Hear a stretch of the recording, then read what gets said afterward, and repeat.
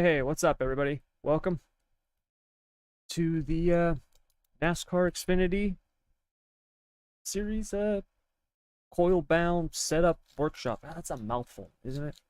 Uh, anyways, so this is going to be similar to what we did with the next gen Cup car, except it's going to be on the Xfinity. I'm going to walk you through the process that I go through to build this coil binding setup. Keep in mind, I developed this process literally over the last few days. Once I figured out the setup and got it dialed in and started, you know, putting all the steps together, then, you know, that's how I was able to get it put together. Because that's what I did to build the one for Chicagoland. Was I didn't just like stumble across it and make a couple of tweaks to an existing setup. Like I started from scratch. So this is the process that I'm gonna use. I mean, it's pretty similar to the regular setup, but there are some differences in terms of the things that I look for and the stuff that I focus on first, because the whole coil binding thing is so temperamental. Okay, so let me get my gum here, make sure we got the chat open. This is a open hosted session like last time. If you want to join me, you can. It's just SSR workshop, I think. It's Nashville Super Speedway, and the password is SSR35. SSR35. That's it. And there's something else.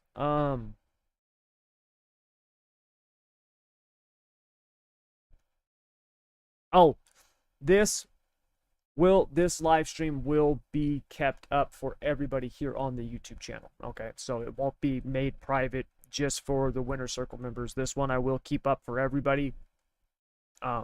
So that way, if you guys can't watch the whole thing, you can come back and watch it, because it's gonna probably be pretty long. All right, a couple hours at least. So, anyways, all right, let's get this thing started. So first of all,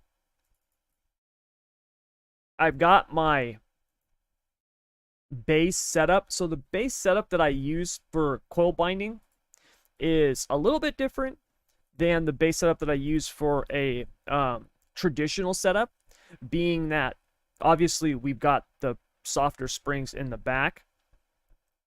Track bar is much lower on both sides than I typically would run it with a traditional setup. The truck arms, I actually start with those on the bottom instead of the top. Traditional setups, I usually start with them on the top, because a lot of times the car, you're fighting tight off the corner, or at least I am a lot of times. And so I would rather have the car be a little bit tight going in and then loose coming off, so I can drive it on throttle. With the coil binding setup, I find that it's kind of the opposite, okay? Because the lack of downforce is it's just so different, that, you know, it's kind of the opposite of what I would typically try to do.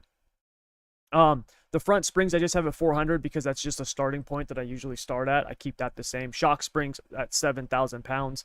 And then the Packers, I've just got it at 1.5 and 1.563. Those will definitely be coming down. But in the beginning, I want them high enough to where the car's not dragging on the ground, right? We got to be able to know what the car's doing for their setup. This also, I want the offset at 0 because I set the offset based on how the front end feels. And then arm symmetry, just right here, you can kind of just do for whatever track you're going to. Nashville, this is a little bit of a flatter track, and with this coil binding setup, these cars, they don't roll as much as the traditional setups do. And so I'm going to actually start with the arm symmetry at 4. We might have to come back and visit that later, you know, adjust that later, but I'm going to start with it at 4. Okay, so that's basically it. Yeah, that's basically it. Tire pressures, I do the same thing. Minimums on the right side, and then just 60%, which is 27. I've got it at 28, so let's go to 27. Nashville is one of those tracks that it's very deceiving. These big wide corners, and it looks like you can carry a ton of speed through them, and then you can't. You really have to let off. So yeah, that's basically it. The time of day and the date are the same as the actual official race. What's up, Donkey? Thanks for coming out, man. So I just got the time of day and the date from the iRacing schedule, put that in. I did start the session. The race is actually scheduled at 3 p.m. I started this session at noon because I know it's going to be more than a couple of hours, and so I kind of want to have the temperature, throughout this whole process. Because one thing I did notice with the coil binding setup is that the temperature seems to affect the setup a little bit more than the traditional. Now, obviously, like I said before, I've only done this at a couple of tracks, so that's yet to be determined. But from what I've done so far, it seems to be much more temperamental. Okay, so we're gonna save this, and we're gonna go to Nashville here. We're gonna save this as our Nashville CB race, and that'll be 2022 point. That'll be season 3. Is that week 1? It's either week 1 or week 2. I can't remember. Let's look at the schedule real quick. I believe it's week 2 because week 1 will be Nashville Fairgrounds. So yes, week 13 is Chicagoland. Week 1 of season 3 is Nashville Fairgrounds. Week 2 is the Super Speedway. Okay, so we're gonna go week 2, season 3, week 2. Okay. All right, so let's go out here and need to be a little bit higher in the cockpit here. All right.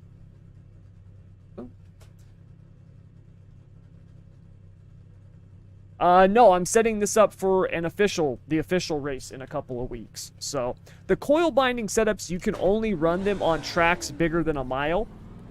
Chicagoland, which is this next week, I already built that setup, and so I don't need to build another one.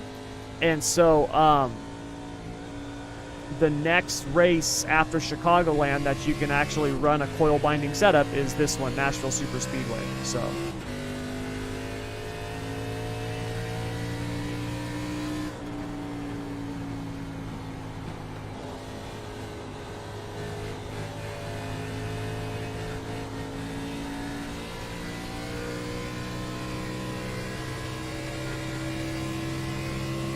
first few laps,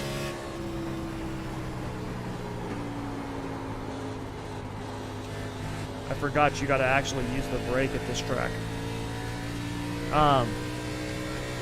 We're just getting a feel for it like we did before.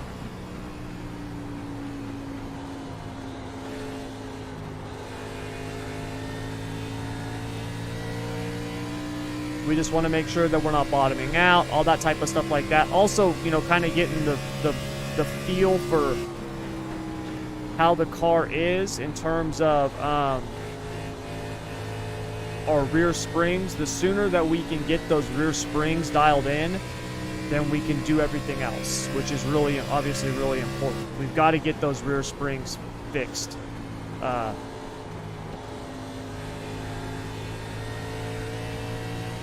Because obviously with coil bind, building a coil bind setup that's, basically where the right rear is being coil bound, want to make sure that you've got that taken care of before you do anything else.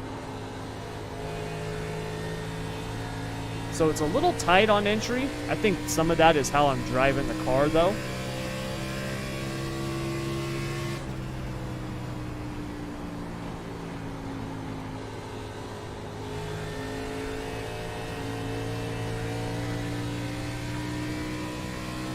It's a little tight everywhere, to be honest with you.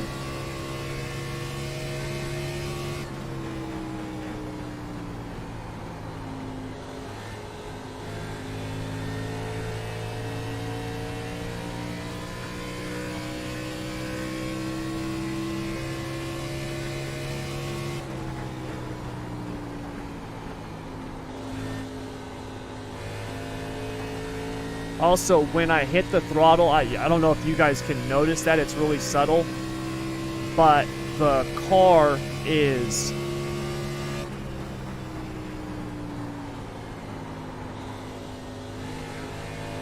it's lifting up the front quite a bit. So basically what's happening is when we're going into the corner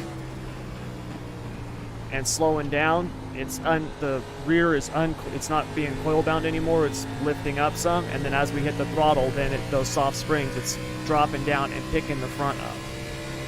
And that's one of the reasons why I have the shocks all set to 4, because I don't want the shocks manipulating how that spring is reacting right now. I want that spring to be coil bound as much as possible on its own. Let's see how it is through the middle.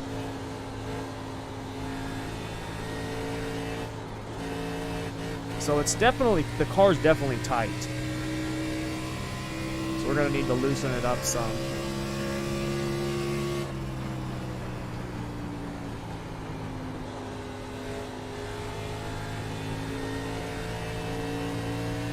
Finish out this lap and then we'll take a look at the data, see what we got so far.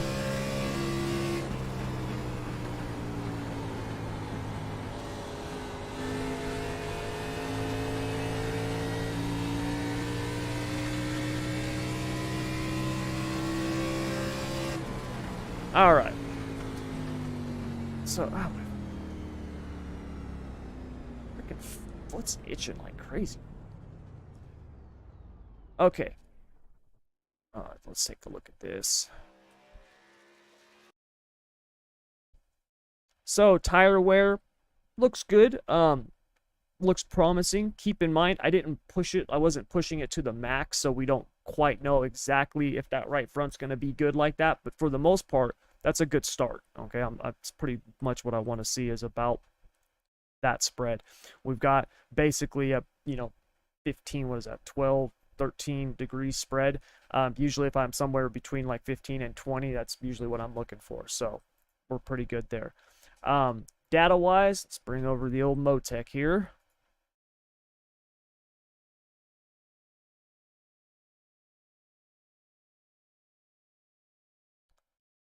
All right. So look at these laps here. Let's look at our overview, our ride height. So first up,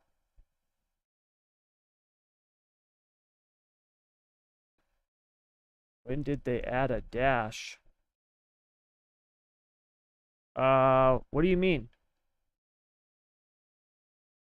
Who add a dash? What dash? What are you talking about?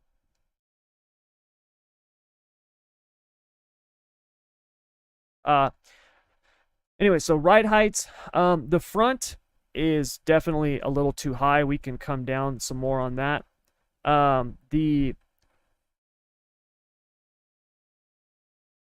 rear looks okay, but we could bring that down some too. I actually think we're gonna need, I don't know why I have this CFS ride height. It's the same exact thing as the ride height FS. We just need to get rid of that one. Just taking up space. There we go. Definitely come down on the front packers. I mean, we've got a 1/10 and a half from the ground on our lowest point, so we could definitely come down lower. So let's drop down to, let's go down 2 clicks on each packer. Another thing that I want to do, or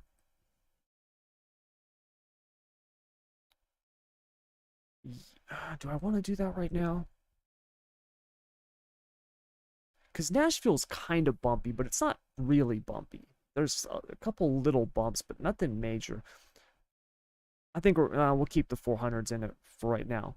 The other thing is we want to loosen it up some, and that, I believe, is going to be, oh, not that. Suspension. I need my garage. No, it's not there. I thought I had that. No. I guess I didn't. I thought I had that in here. No, I guess I don't. Well, I need to put that in here.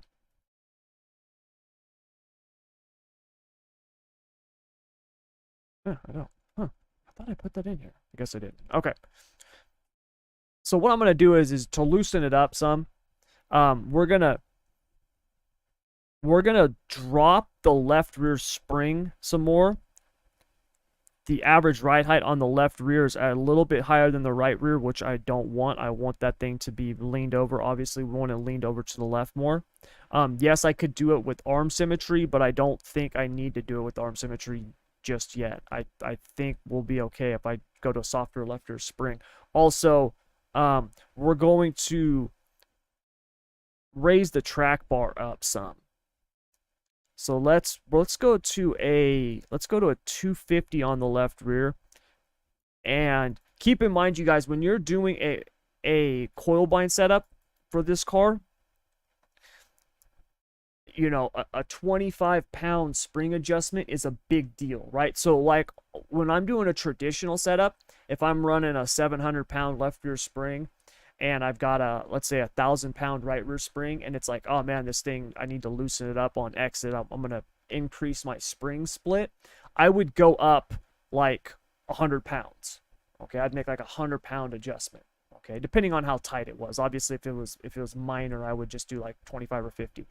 But with this, a 25-pound adjustment, a 50-pound adjustment, because this thing is coil bound the way that it is huge. It's a really, really big deal. So you don't want to be nearly as aggressive with your spring adjustments on the rear as you normally would. Because remember, when this thing's coil bound on the right rear, the spring rate goes from 350 to like 5,000. Okay, it increases dramatically. So you don't want to just get way overzealous with it.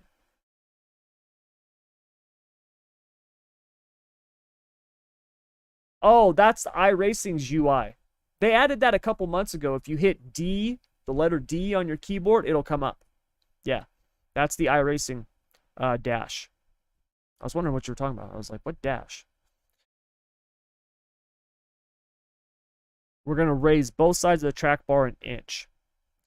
Keep in mind, I try to keep my track bar rake to where the toe in and toe out is maxed out, to where it's negative 6 30-seconds on the right, positive 6 30-seconds on the left. That's largely done with your track bar rake.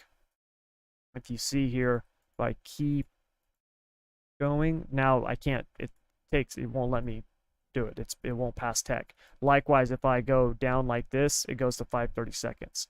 So I try to keep it to where it keeps it at that. That's kind of how I determine my track bar. Now, obviously, yes, I do adjust it if I need to, but when I'm starting out, that's how I'm looking. That's how I kind of put it in the box. Okay. Yeah, there we go. Dude, I feel like I forgot to tell you guys something, and it's driving me nuts, man.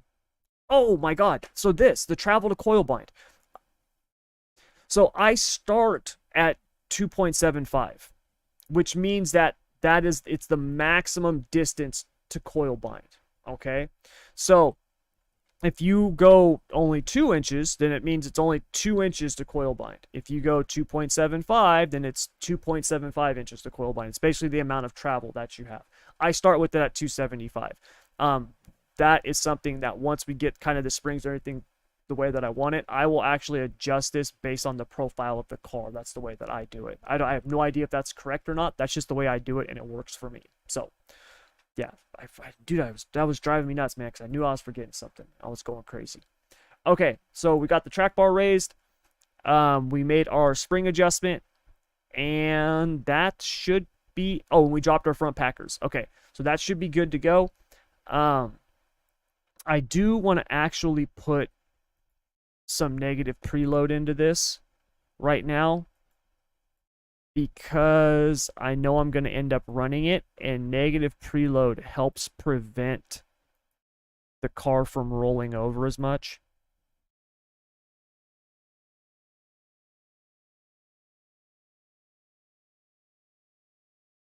That's good right there.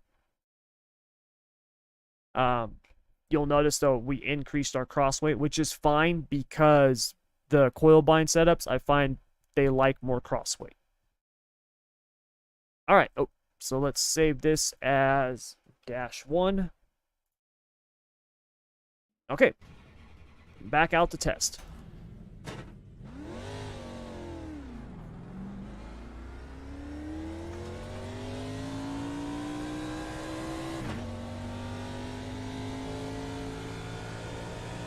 bad thing about these hosted sessions is I gotta actually follow the pit lane and stuff like that. I can't just go out or I get black flagged. I think I'm gonna get black flagged anyways. I went on the track before that cone. Yep. Oh, that's right. I'm an admin. I can clear my penalties. Oh.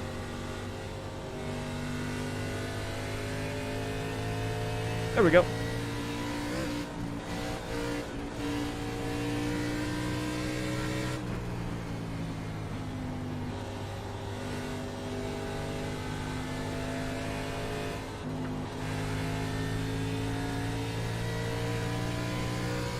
Something's going on with my pedals.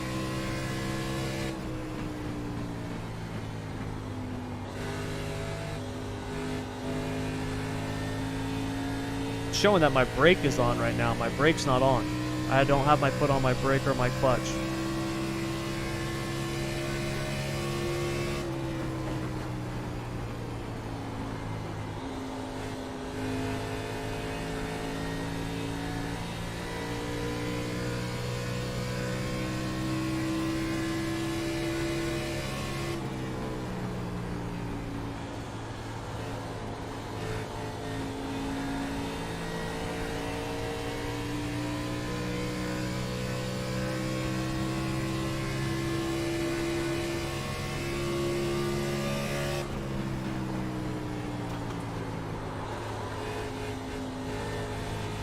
Alright, so we definitely loosened it up some.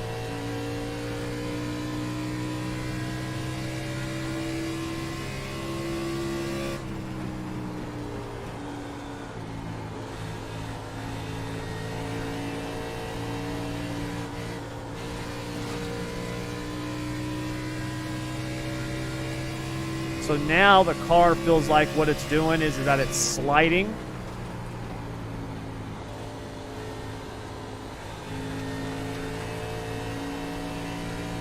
When it's coming off the corner, it feels like it's sliding up the track a little bit instead of driving.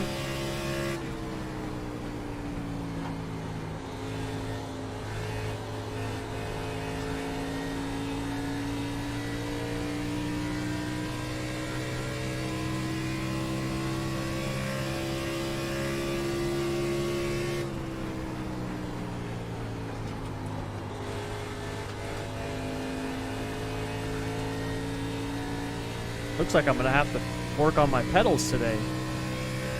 Again. I just fixed these things literally not long ago.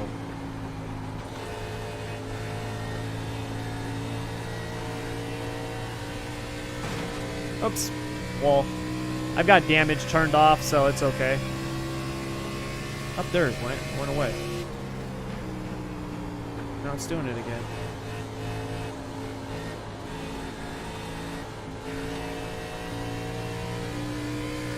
That's weird.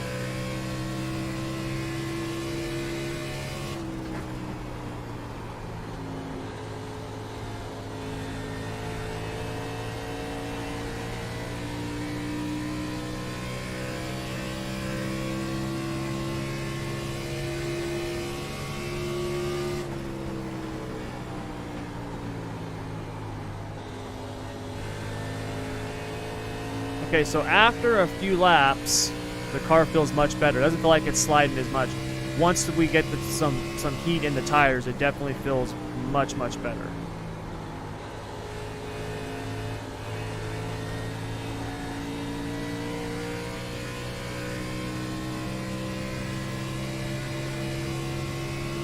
Do one more lap here.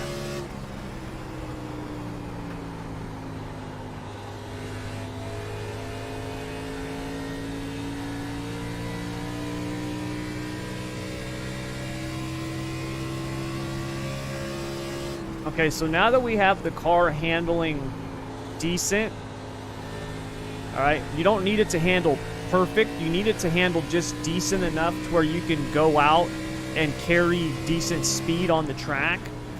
Because if it's so tight or so loose that you can't even get down a decent lap, you're not going to be able to get the profile and the ride heights correct, and you've got to get that done before you do all the other handling stuff. Okay, And what I mean by that is that if this right rear spring is not coil binding correctly, right, or if it is coil binding but we're lifting the front up off the ground by a half an inch, it's not going to matter, you know, how good we build the setup mechanically, right? How good it handles aerodynamically, it's screwed, and so we're going to be slow. So always keep in mind the whole point, the big advantage of building this type of setup for these tracks is the speed that these things have, just the raw speed.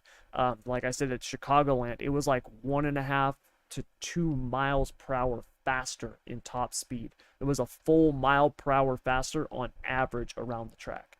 So that's a big difference, right? Like that's a big difference.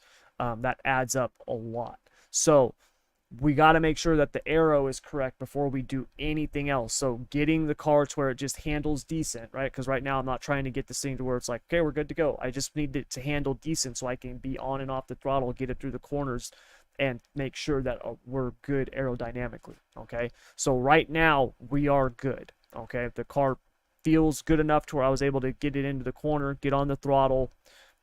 It wasn't getting loose or anything like that. So those last couple laps felt pretty good. And so now we can make sure that we've got this the way we want it. So our front end, on the lows, our lowest point, we were at just above 2 inches on the left front. That's about as low as you can get it. I think like 1.95 is like the lowest that you can get it. Maybe 1.98. So we're pretty close to there. I can drop that. I'll drop those Packers one more just to try it, just to try to get the most out of it that I can. But for the most part, I think we're pretty close there. Right front, same thing. It's definitely good. Now, the one thing that you do want to pay attention to, and if we look at our fastest lap here, which was this one, we do want to make sure that we're checking the profile of the car through the corners like we did on the next gen car. Okay, so if we look at turn 1 here, overall, and those corners need to be adjusted some.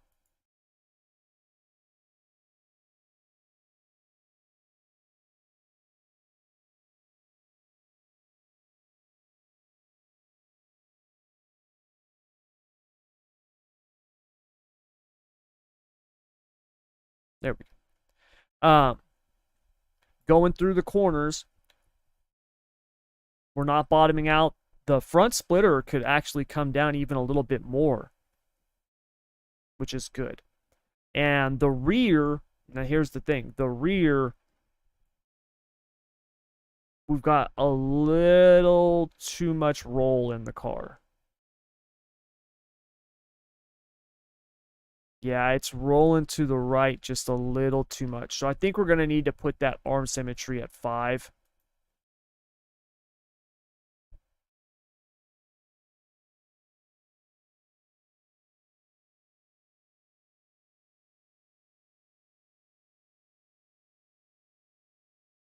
Okay. And then I'm going to actually, what's the next one down? So 600ths. Let's drop that down. What's this one? Basically the same thing. 600ths. Half a tenth. Let's try that lower too as well. Let's see. So I think we're pretty much there with our aero. We got these drop down. We'll go out and we'll do just a couple more laps to see. And then I'll show you guys so you guys have a better understanding of it. I'll show you guys kind of the difference with the travel to coil bind.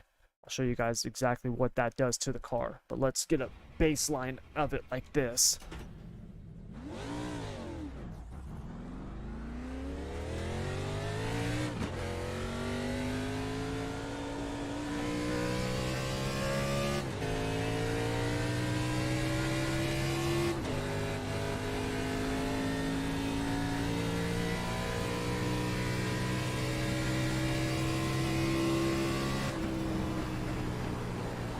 Really? Gonna give me another one after I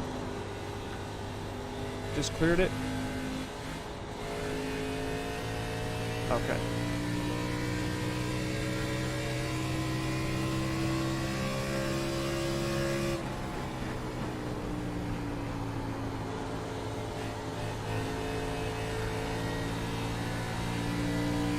Yeah, the front end's definitely hitting the ground a whole lot more now.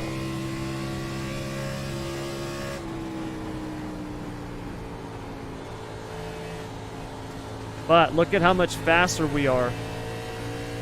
And I'm not even pushing it hard yet. We're almost 1/10 of a second faster.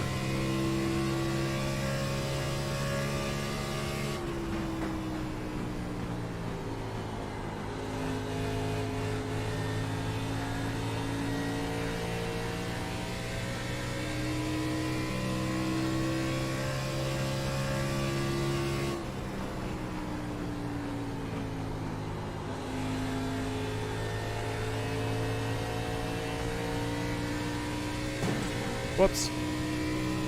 Walls come up fast here.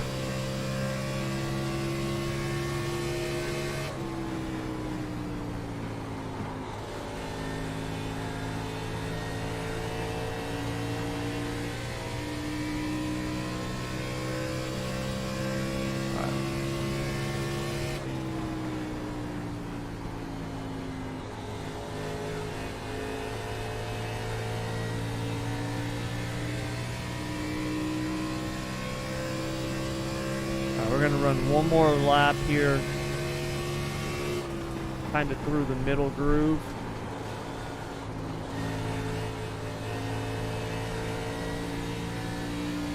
Just to make sure that there's not going to be any, bumps or anything like that we don't account for.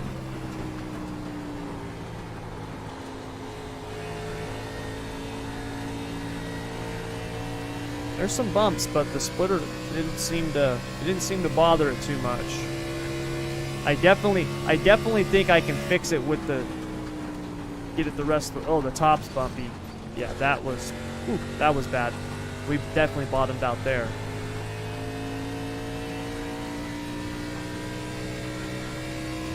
Let's see what the top is like in 3 and 4.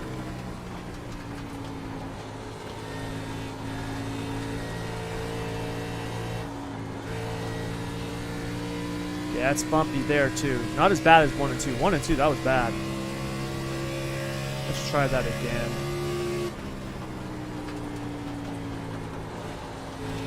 If I slow down some more on entry, which I would normally. Actually, I think we can keep our Packers. I think we might be able to keep our Packers here.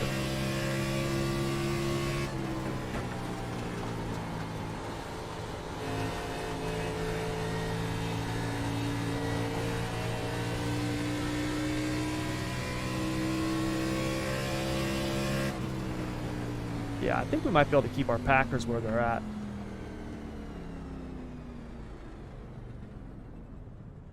Would your short track setup guides correlate to trucks or Xfinity setups? No, but Smooth, I have truck and Xfinity setup guides. They're on the website, on the free membership site. I have setup guides for all of them. The NASCAR truck, the Xfinity, and the next gen Cup car. So the short track setup guide, you can use that just for the short track stuff. Yeah, it should work, or I should have it for all of the cars. Okay. Pull up Motec here.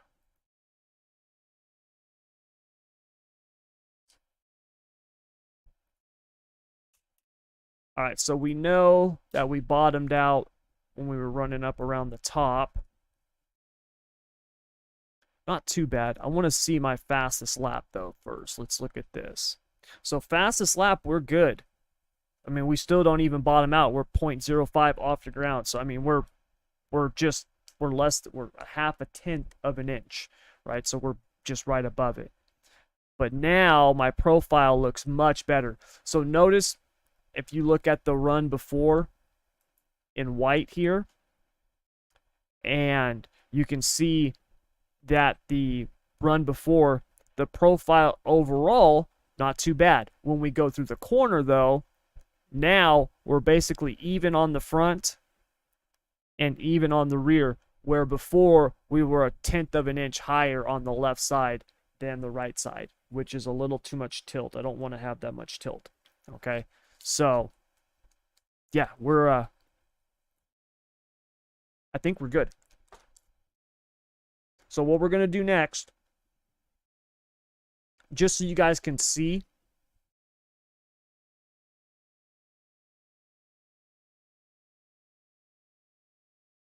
we've been running with the travel to coil bind at 275.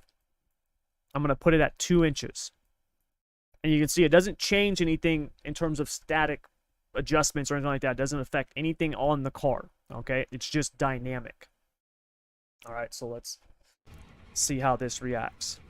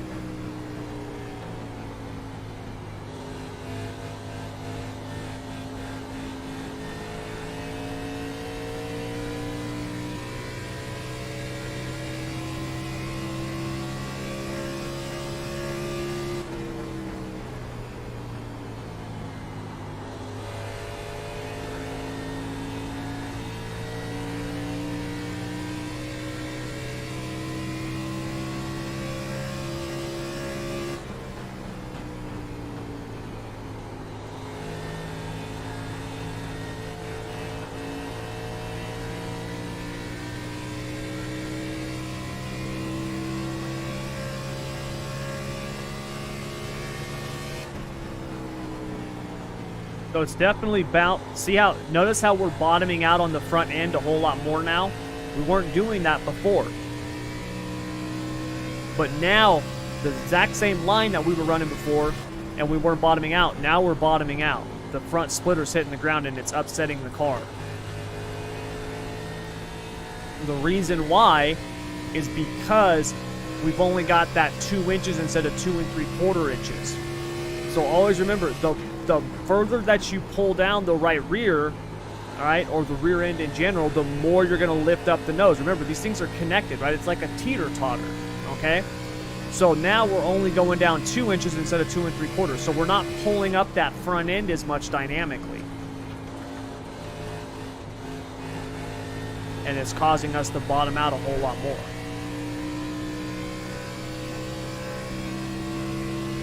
Okay?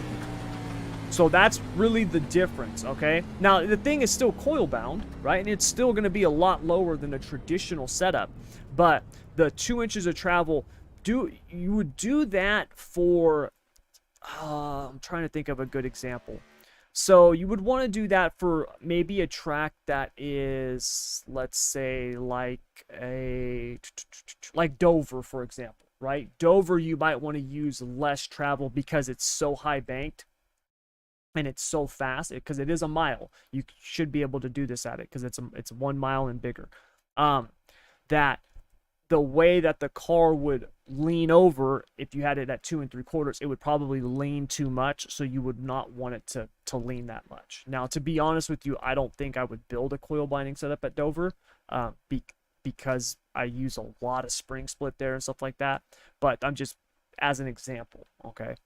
So if we look here at the data real quick, just so you can see a comparison, you'll see a big difference in the platform of the car. All right. So the white lines was 2 3/4 inches of travel. The colored lines is 2 inches of travel. And you can see that we're basically higher in the rear end. We're also on the front bottoming out a lot more. Now our average ride height in the front is lower, and that's because of the pitch of the car, right? So if we have the back higher, it pitches the nose down, which hits it off the ground. So what I would need to do is I would need to increase those front packers, okay? So what this does, or what this is for, There's travel to coil bind. This is how you're going to adjust your aero rake. Okay, so if you want a coil bind setup, but you also want a little bit more downforce than sucking that back end all the way down like I have it here, you would want to change this travel to coil bind until you got the rake where you want it, and now you felt good with, okay, that's going to give me the downforce that I'm looking for, right? Because if we look at the difference in downforce, okay, versus the rake, you're talking about 50 pounds of force on average. And keep in mind, that's just based on the rake of the car, right? That's not looking at anything else, all right? So 50 pounds might not sound like a lot, but it is, okay? 50 pounds of force, that's a big deal, okay? Like, that's a spring adjustment, you know what I mean? If we think about it. So that's what that 2 3/4 to 2 inch, or what all of these, because you got a multitude of choices here. But that's what you would use that for, okay? So, okay. So this is what we had, and it felt good. The car felt good. I want to take that off. Driver garage. Make sure that I've got this. Yep, okay. So we are going to save this as -3. All right. And this right here is basically this is going to be like my base that I will come back to. Like, if I make adjustments and this thing does not feel good, this will be my new starting point now, because this is where the car was faster. It definitely felt much better. And, you know, I've got the platform, the base that I need to build from. Okay. Now, one thing that I am going to try, because we've got that front so low, I do want to try this, is I'm going to actually put stiffer springs up front.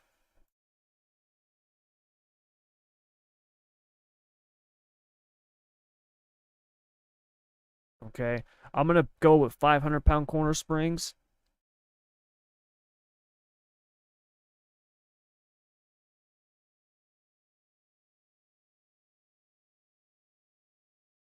Just to see. Okay. Just to see if we can get that front splitter lower without it bottoming out. I mean, we're only a half a tenth off the ground, but if I can get it lower or keep it that low without it bottoming out at all. Remember, when we ran the high line there, it was hitting a little bit. So if we can get that to where now it's like, dude, this thing's going to be sealed off on the front and it's not going to bottom out, then we're going to do it.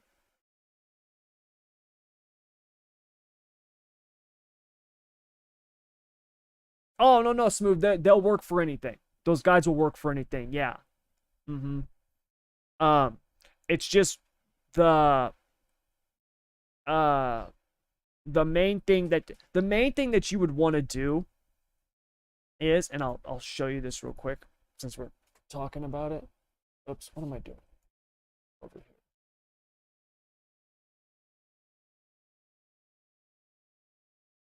So since we're doing the Xfinity car right now, if we get the Xfinity setup guide, the one thing that you would really want to focus on is really, once you have your baseline, really these adjustment breakdowns and, you know, quick adjustments and stuff like that, that's going to really be like kind of your go-to best bet for making tweaks and changes, right? The step-by-step process from a short track to a, you know, like a mile and a half is actually the same. Okay, I'm starting with a different base setup. That's it. That's the only difference.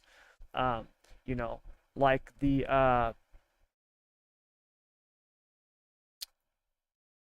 well, we don't even run that car no more. But if you know, there was different tracks where, you know, on the Gen 6 car, the ballast or the package or whatever was different. I think I didn't run the Gen 6 car that much. Xfinity, you know, there's a difference in terms of when you can run the ballast back and all the way back or forward and stuff like that. I always start with it as far back as I can get it, whether it's a short track, a big track, whatever. So, but yeah, it'll work on any track, man. Even even on, believe it or not, even on the short tracks, even if you're running like, I mean, with the exception of like Martinsville or, you know, the Coliseum, you know what I mean? But like next week, no, not next week, but the week after, um, the Xfinity cars are at Nashville Fairgrounds, right? That track is 6/10 of a mile. Even that track, you want to have the front end sealed off. You want your aero to be as good as possible because it has an effect, right? Anytime that you can eliminate drag, increase downforce, even if it's on a shorter track, you're going to be faster. So yeah, the aero stuff is going to be the same no matter where you go. Like I said, with, you know, exceptions of like Martinsville, that type of thing. But other than that, man, the process is the same. Okay. So now that we've got this, what we're going to do is we're going to actually go out, and now we need to actually go out, push the setup a little bit harder. Well, actually, we don't want to do that yet. I spoke too soon on that because I put in those 500-pound springs. We need to actually test this real quick and see. If this works, then we're going to go out and push it harder.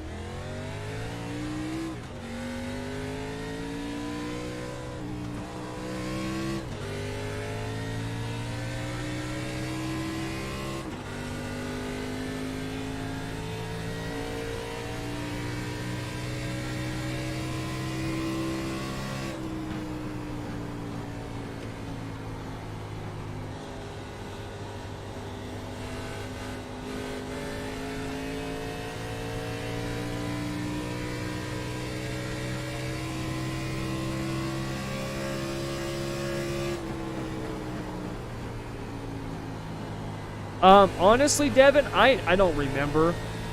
When I did those guides, it was a while ago, and it was just kind of the process that I went through.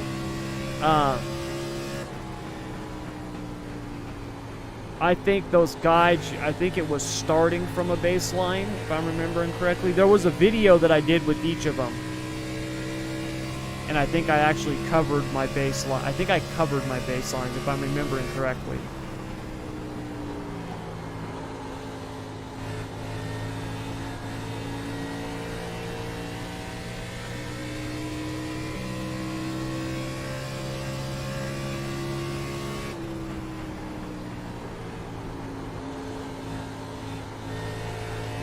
Okay, so as you can see, this thing is not bottoming out, and we're actually a little bit faster.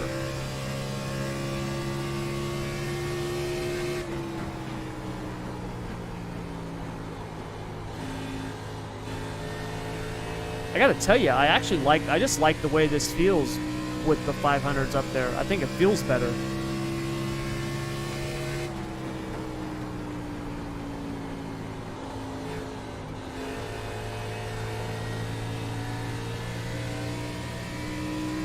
I think it feels much better. We're going to go with the 500s regardless. Now it's just a matter of, do we need to adjust our Packers more? Oh, see, I just went over those bumps. Dude, we didn't bottom out. So definitely an improvement there.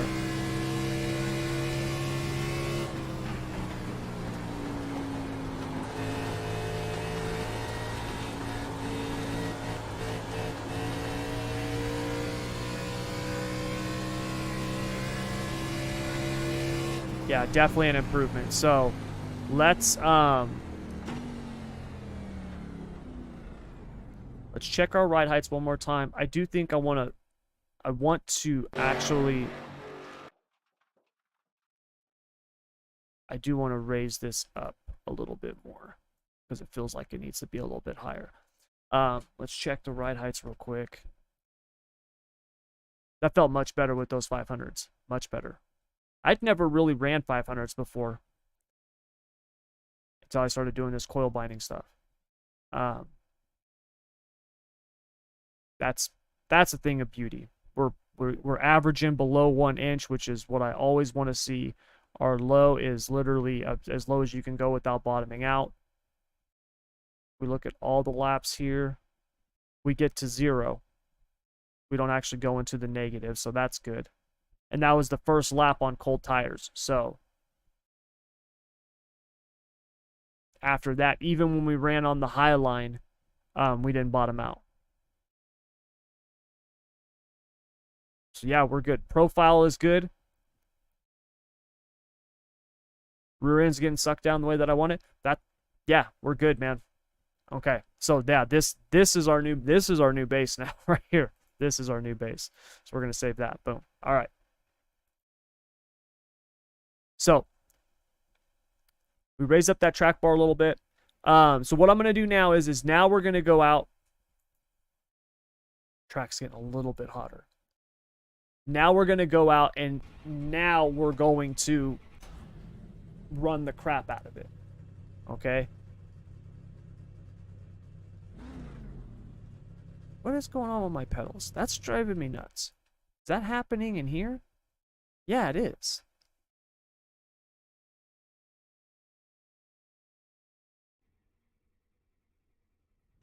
My pedals aren't zeroing out.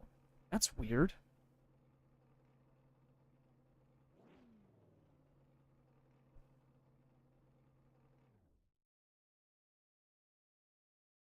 Huh.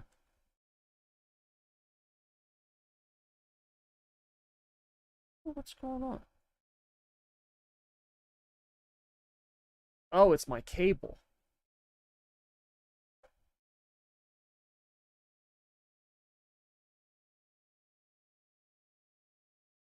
It was my cable.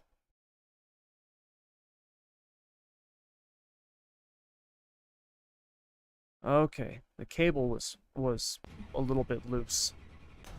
I must have caught my foot on it or something when I hopped into my cockpit one time. Okay, now we're good. All right, let's actually pull out of the pits correctly so I don't have to clear my black flags.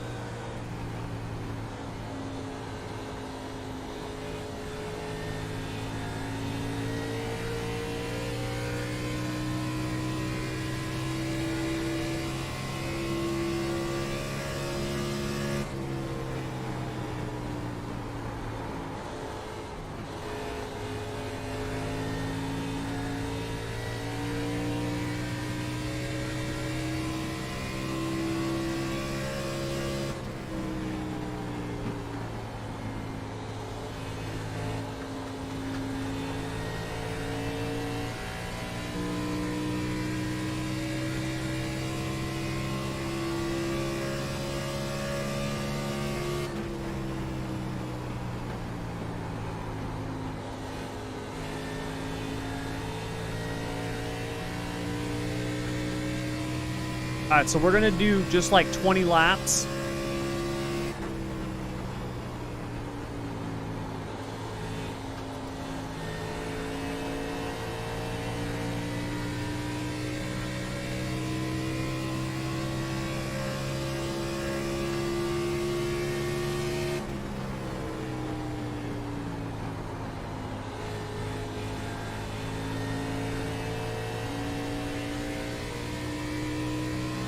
And I'm gonna push it hard.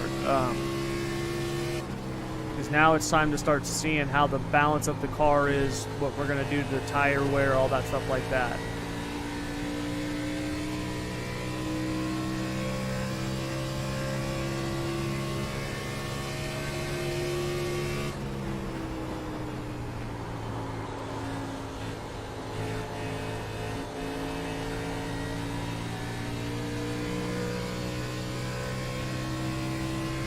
Gonna need to put some offset in the wheel. Kind of kicked off to the left there.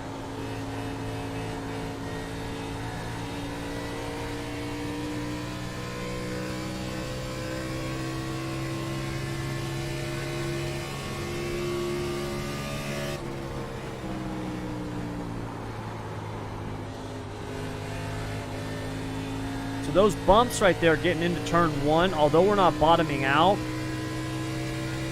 they are upsetting the car. So that's definitely something that we're going to have to work on in a little bit with our shocks. Because right now I just have all the shock settings to 4. That's what I start with on this car. Everything's set to 4.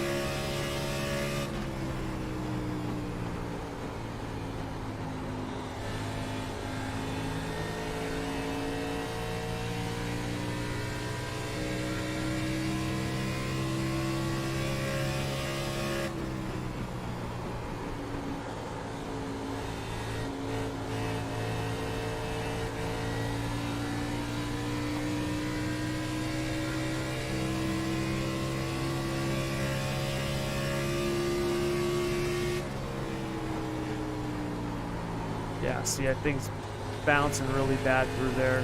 If I don't slow down enough, I have to like really slow down through that section.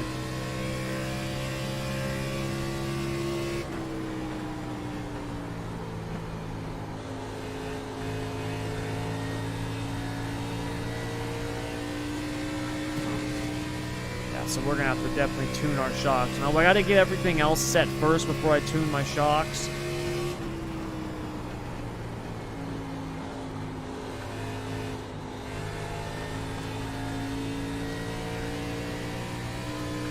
I gotta tell you, this thing actually feels really good. I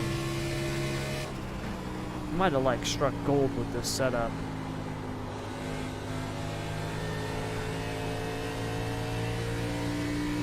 We'll see what the numbers look like in the tire wear.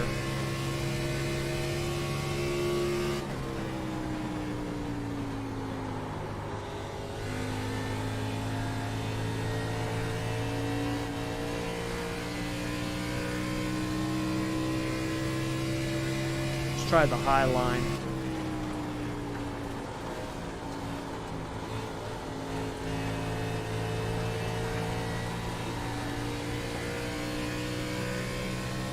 Alright, so it doesn't want to rotate as much as I would like it to on throttle.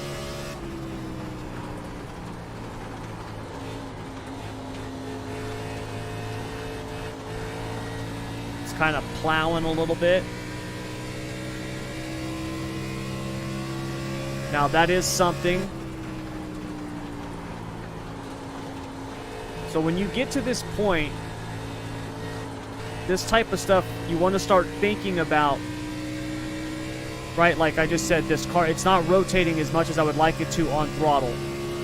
But it's not a major thing. It's not like I need to drastically change my springs or drastically change my track bar or something like that. This feels like something that I can fix with my shocks. Because keep in mind, right now I've got straight shocks on all 4 corners of the car, which we know we're not going to keep them like that. So that definitely feels like something I can fix with my shocks. It doesn't feel major, so I don't want to touch it right now.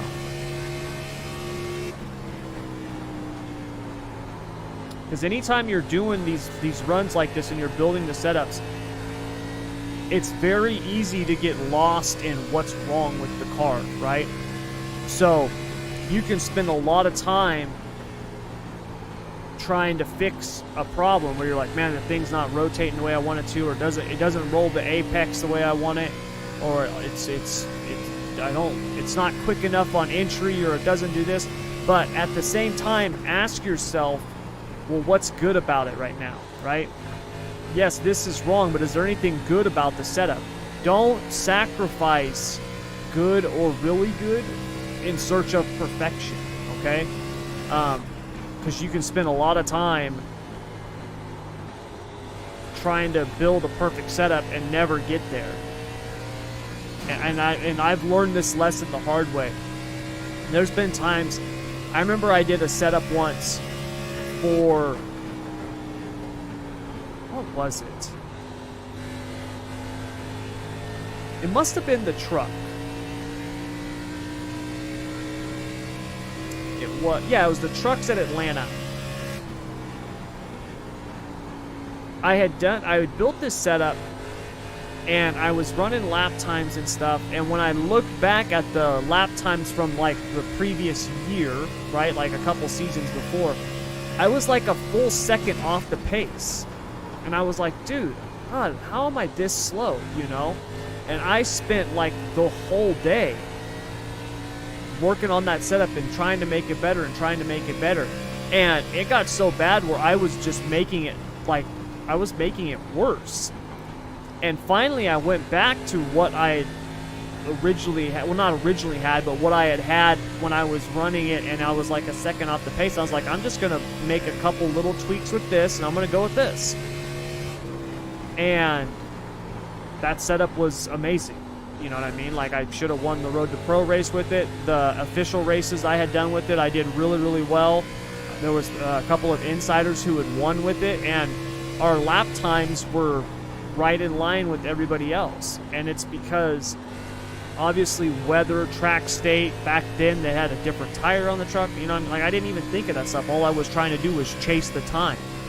So don't do that. Even if it's the exact same car and tire and everything, there's so many variables when it comes to lap times and stuff like that. Don't get caught up in it, man. If the thing feels good overall, right? Like, it might not be perfect, but if it feels good overall and you're like, dude, I can drive this for 40 laps, for 50 laps, you know, you've got something. You know, and especially if you've got the aero good and stuff like that, like, you've got something, man. You know, save that, and if you want to keep trying for perfection, then, you know, at least save the good one before you go mucking it all up.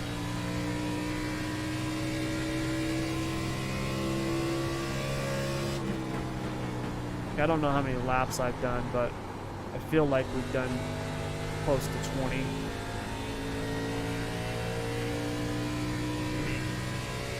How much fuel do I have left? So we've burned, what, 5 gallons?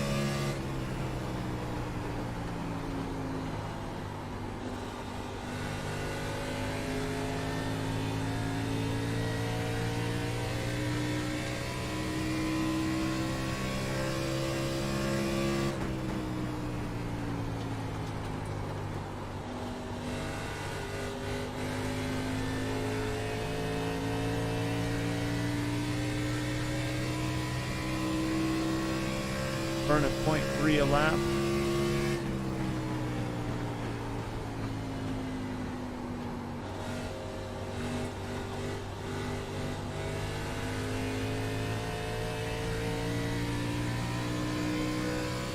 .3 a lap, so we've done, I don't know, 15, 16 laps. All right, we're close.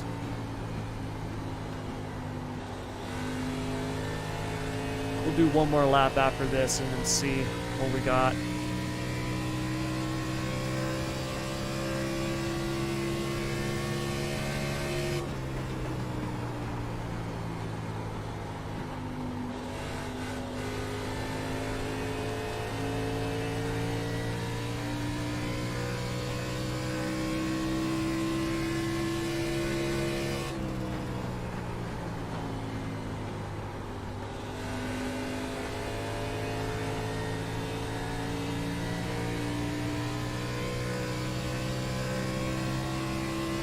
All right.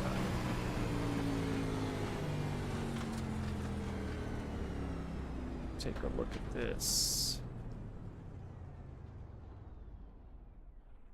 See what we got here. We did 22 laps. Oh, that was close.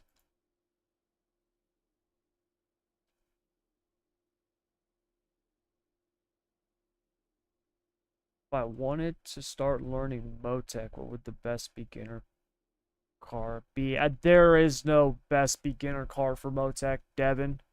There, any car you want, Motec's Motec. It's just gonna read the telemetry, the data points. So whatever car you want, yeah, it's not gonna matter. So from a learning standpoint, it's not gonna matter.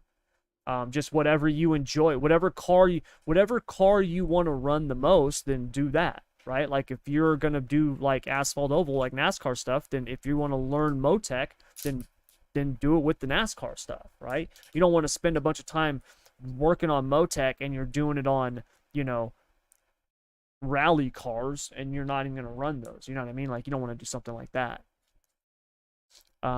because there are some differences and nuances, especially when it comes to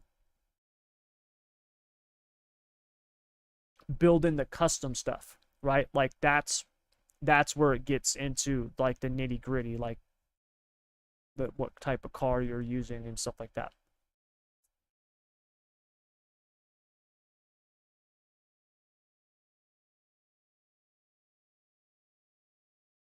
Okay.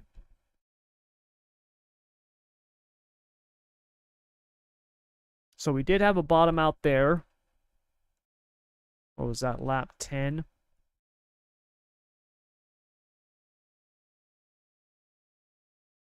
So no bottom outs lap 1. 1 through 9, excuse me. And none 11 through 21. So just lap 10, we bottomed out. It was really quick. Where was that? Going into turn 1. Okay. That's fine.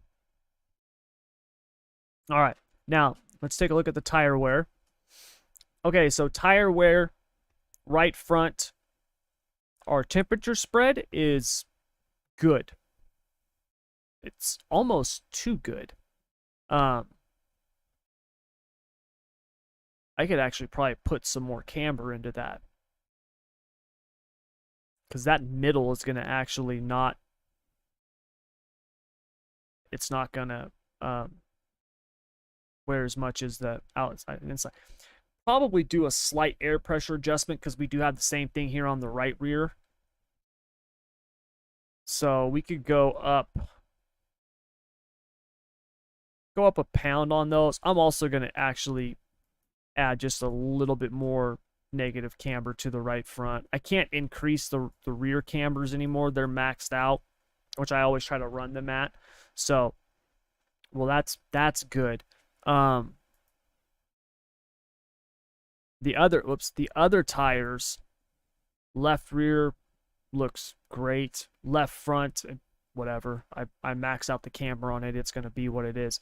Okay, so yeah, that looks pretty damn good, to be honest with you. Now, obviously, we can see here by the tire wear that the car's a little tight still. Okay, you can tell, because we're burning off our right front a lot more than, I mean, we're always going to burn it off more than the left front, but a lot more than the right rear. I try to have my right sides as close to balance as possible. That's how I know on the truck and the Xfinity that my tire wear is balanced, that my setup is balanced. Because your right front, on the truck and the Xfinity, your right front is not going to match the left front, at least the way that I do it. Yes, if you adjusted your camber on the left front to get it to wear evenly, you might be able to get it close. But the way that these cars are with the suspension and stuff that they have, you're never going to have all 4 tires wearing at the same rate. It's not going to happen. Like the next gen car, you can actually have the left sides wear off more than the right sides, depending on how you set it up. These cars, it's not happening. Okay, it's just not happening. So I want this right front to be closer to this right rear. You can see here that we're in the low to mid 80s, and here we're at 90. So obviously this thing is still a little too tight, okay? Which means that I've got a couple of options. Number one, I can adjust my cross weight, all right? Now, the other option is I can loosen it up in some other form or fashion, whether it be spring split, right? Lowering the left rear some more, maybe more track bar, okay? But before I make those adjustments, here's the thing. I need to know, what is it that's messing, where am I really heating up the right front? Is it on entry or exit, okay? And so we're going to pull up the old data here and take a look. Go to tires, let's see right side temps. And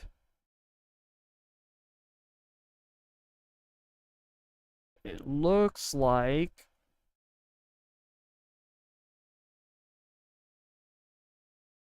it's more on exit. Now keep in mind, and this is something that you have to consider, the right front on exit a lot of times is going to be hotter than entry, because we've been leaning on the right front all the way through this part of the corner. Okay, so it's already heated up. But let's go to lap 18 here. But that right there is what I don't want to see. I don't want to see it above 300. 300, like I've talked before, that's like the melting point, okay? When you get it that high, I mean, look at what happens from going into the corner here, 170, and now, I mean, we're up to 300 in no time.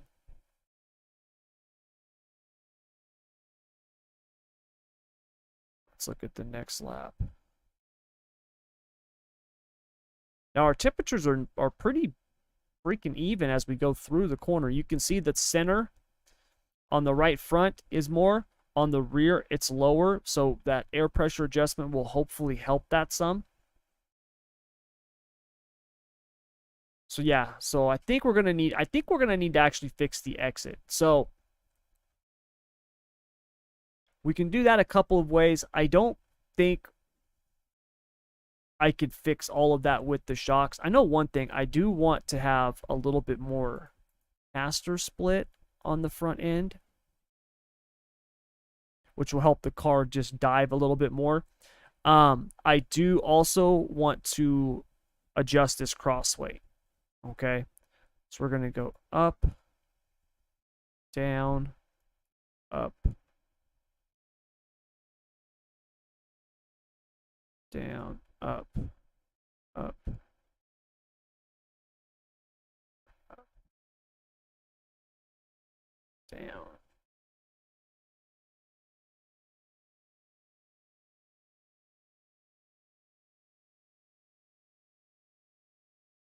I'm thinking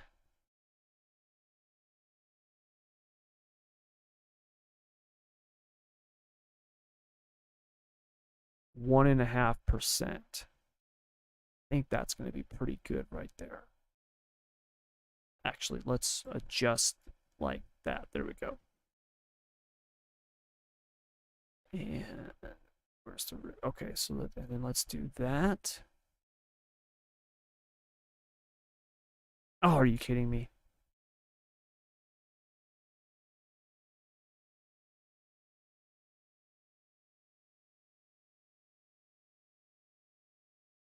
Oh, you're gonna make me do it. Oh, come on, don't do that to me. There we go. Okay, so I'm not gonna be running as much caster split as I want to. All right. So we were at 54. What were we at? 54.4? Is that what we had? Let's see. Garage. Where's my crossway?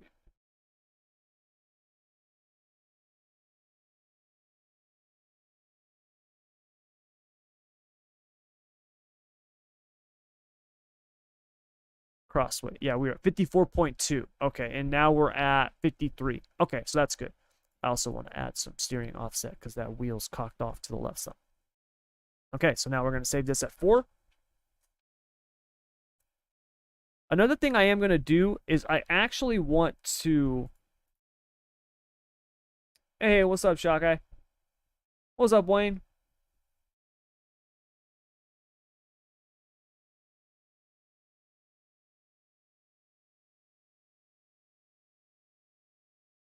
Oh, no problem, Smooth. But yeah, generally smooth, that's the case. If the right front is burning off like that, then the car's tight. Okay. So I actually think what I'm going to do is, and it's going to seem counterintuitive, but I think, you know what I need to do? I'm going to need to actually create a...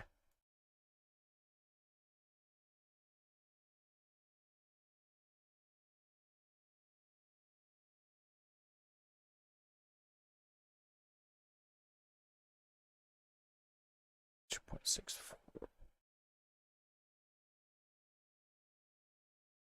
So that's as much as it can go, yeah, because then it's coil binding. Okay, I don't want to have to try to create a custom thing for that right now. Okay, so let's do this. I think what I'm going to do is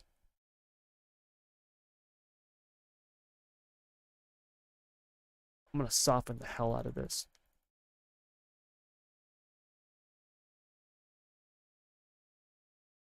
So we were at, where were we at? 250 and 350. Is that what we had? 250 and 350. I can't believe I forgot that. Yeah, 250 and 350. So I'm going to actually go to 250 and 150. And I'm doing that because I'm hoping that that thing with the even softer springs and it coil binding more, staying coil bound more, that will have that increased spring rate, which will also help it be a little bit more loose. Okay. The other thing that I should do, because I haven't even looked at this yet, is my engine temps. We are 250. Okay, so we don't want to add any more tape. We're good on tape. Okay. All right, so let's check this out.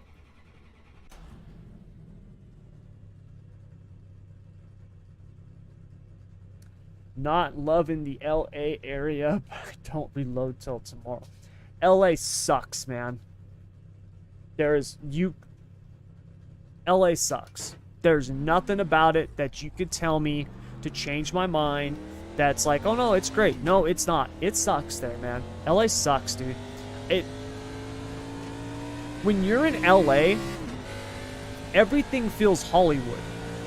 Like every person there, right? I shouldn't say every person, but like the vast majority of the people there that you run into, they all have some tie or aspiration, right, to be like famous or a movie star or something like that. And it's just like the Hollywood stuff down there. Dude, it just sucks, man. I don't know what else to say about it. It just sucks down there. You wake up in the morning and it's like there's this like haze over the entire city, and people are, some of the locals are like, oh, it's just from the ocean. It's like, dude, it's smog.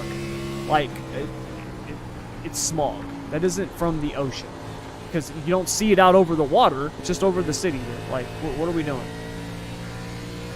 Yeah, and there's so many people there. Oh my god, it is the most just congested. Look at that. We softened up the rear spring. See how much looser that car is now? And that's because when it's coil binding that spring rate coming around. And we also decreased that cross weight.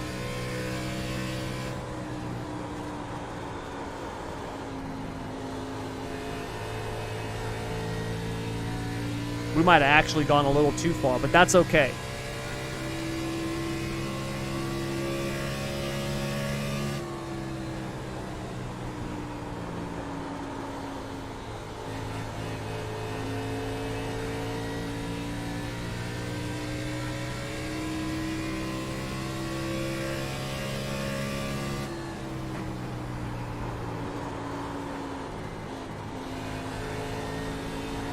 Yeah, it's way more loose now.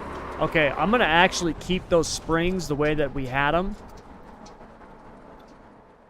And when I say the way that we had them, I'm talking about this way. I'm going to keep the spring soft like this, but I want to try it with the cross weight back up to 54.2. I can't remember. We have that saved as 3, I think so. Race, or no, 4. Oh, no. So that would be 3.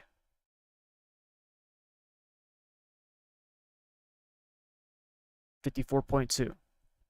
Okay. And I remember we had added a pound. Go. And we had that up 1 click. And then, let's see, the cross weight. We have 54.2. I do need to add the offset. And we're going to go down to 50.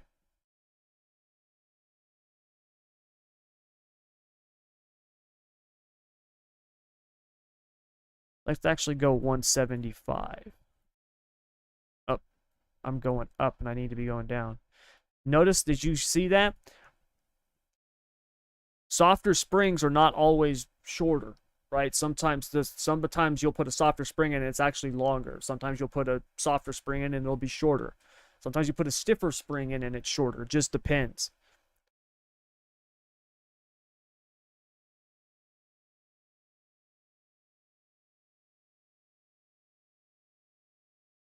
Okay, so let's try this. And I'm not going to save this one. We're going to just leave it modified. We want to try it first.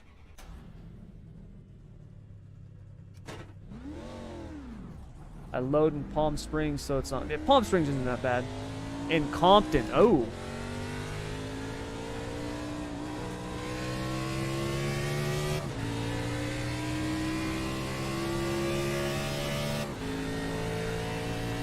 There's some parts of Compton that's no joke.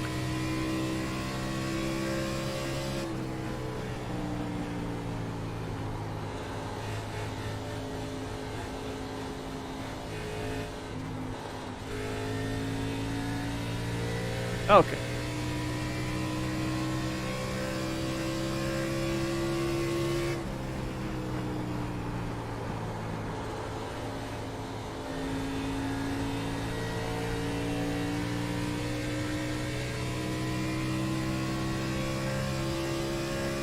Oh, industrial area? Yeah, that's not too bad.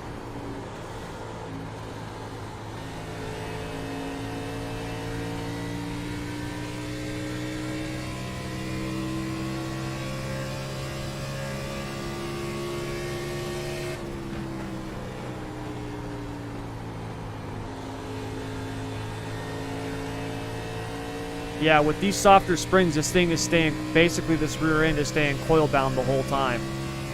It's staying down, it's not lifting up like it was before. But it's way more loose. Which, that's okay, because I can handle that. I can stay off the wall.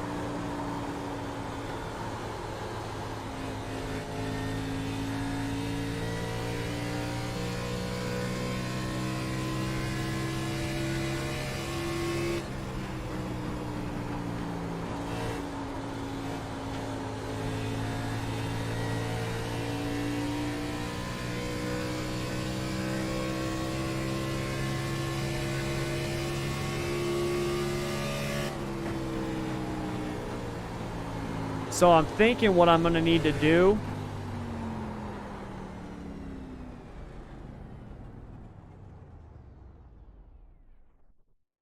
so that rear end, the profile of it feels much, much better.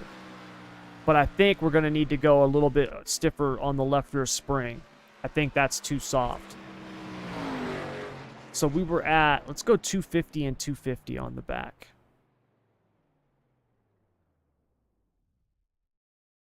Let's do that. Okay.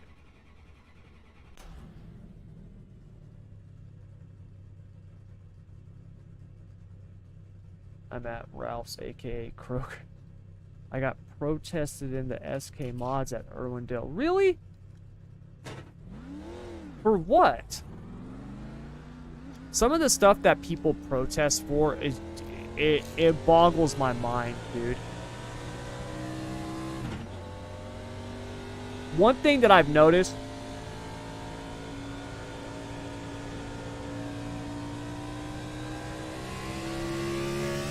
and I think it's one of the reasons why iRacing, with a lot of the protests, why they're just like, yeah, it's a racing deal, whatever, why they just kind of blow them off, is because there's some people out there that are literally some of the biggest douchebags on the track. Like, I mean, dude, they just run their mouths constantly. They bounce into people, they'll wreck people, whatever, and it's always like someone else's fault. They're like, dude, what are you doing? It's like, man, you came up 4 lines. Like, I was running the wall, you came up into me. And they'll be like, I'm gonna protest you for that. And it's like, what? Like, what do you like? They'll protest for anything, man. And there's some of like the worst ones out there.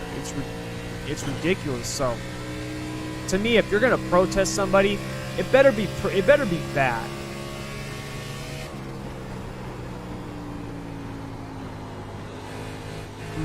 Much better.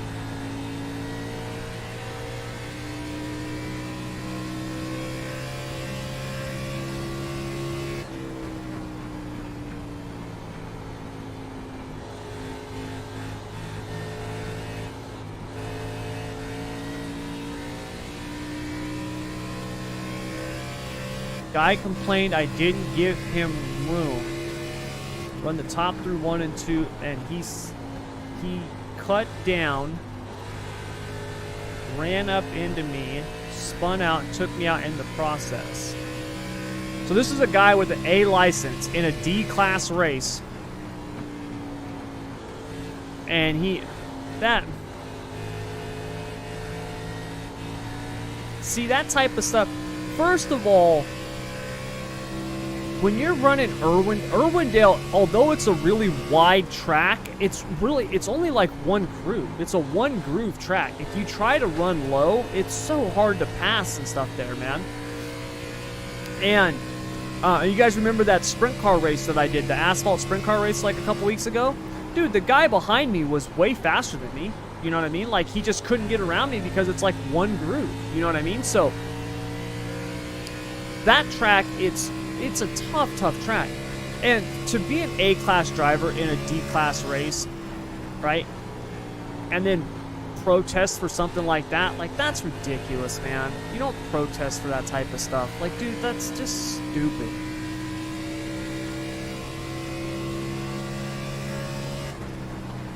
Like, dude, 99% of stuff of accidents are literally racing deals. They are. Right? They're just racing deals. Like, it's just stuff happens, you know what I mean?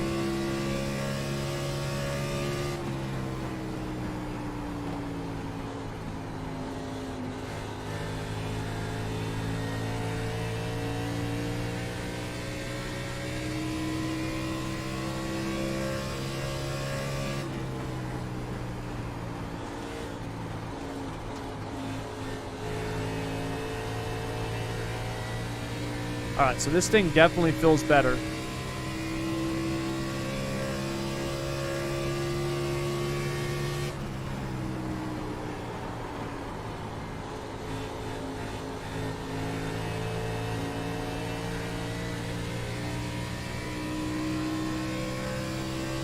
Down on the apron trying to cut the corner. See, that...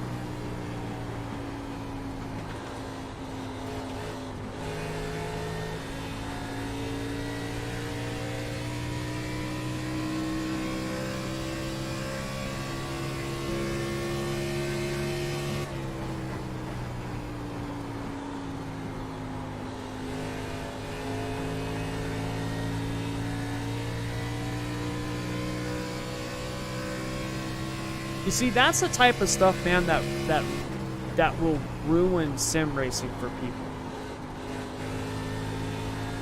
You know what I mean? Like, it just ruins it for people, man. I was having a meeting with Roger. Roger, he's a league owner and stuff like that. We've done a lot of stuff with him.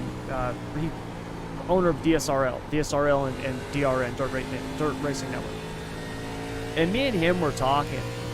And it's just like, dude, you know, people spent 2 years, you know, just like cooped up. Like, dude, COVID has done so much to screw up our society.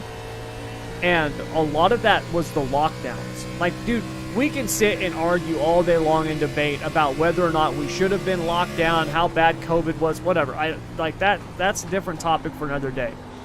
Bottom line is people, society being cooped up in the house for 2 years, like with their major interaction being online, dude, it has turned people,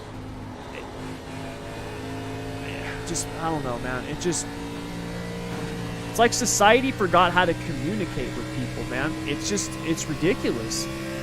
It's so bad.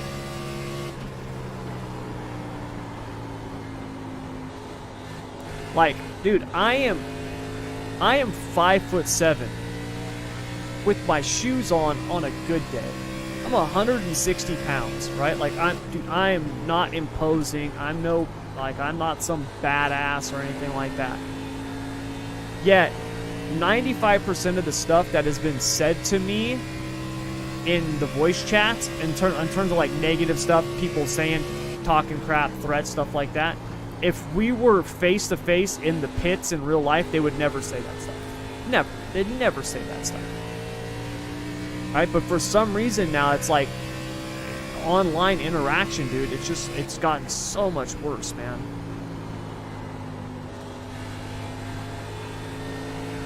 I mean, I said at the start of my sim racing in 2020 that sim racers were like keyboard warriors on steroids. Like the junk that they talk to one another is just ridiculous, and it's just gotten worse, man. It's so bad now.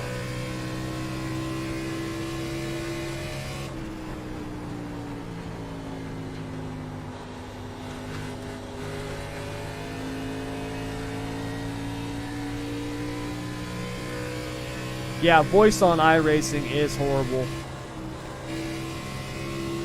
Guy called me a clown. Wow.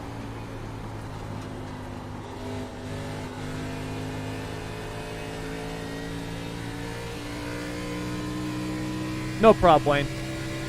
It doesn't, my auto moderator thing doesn't, any type of cuss word, it doesn't pop it up. I have to clear it, so it's okay. You're good. But yeah, to call you an effing clown, that's just...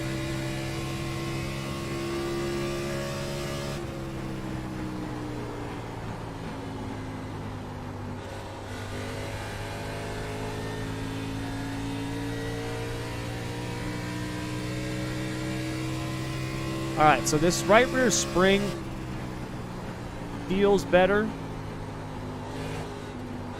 The left rear feels much better at the 250, I think is what we've got it at now.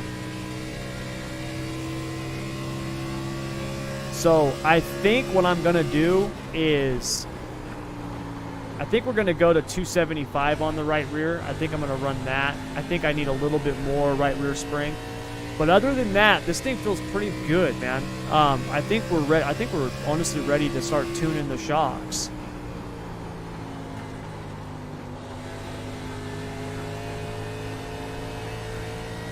So I'm gonna get some laps through the middle and the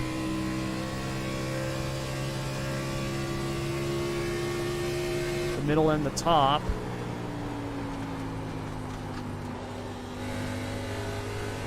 Are you doing a gateway race? No, Donkey, I'm not. Largely this week, you know, week 12 is, it's pretty much my only off week. And what I mean by that is that in terms of the insider stuff, the only insider stuff that I have is the NASCAR stuff because it goes continuously once it starts.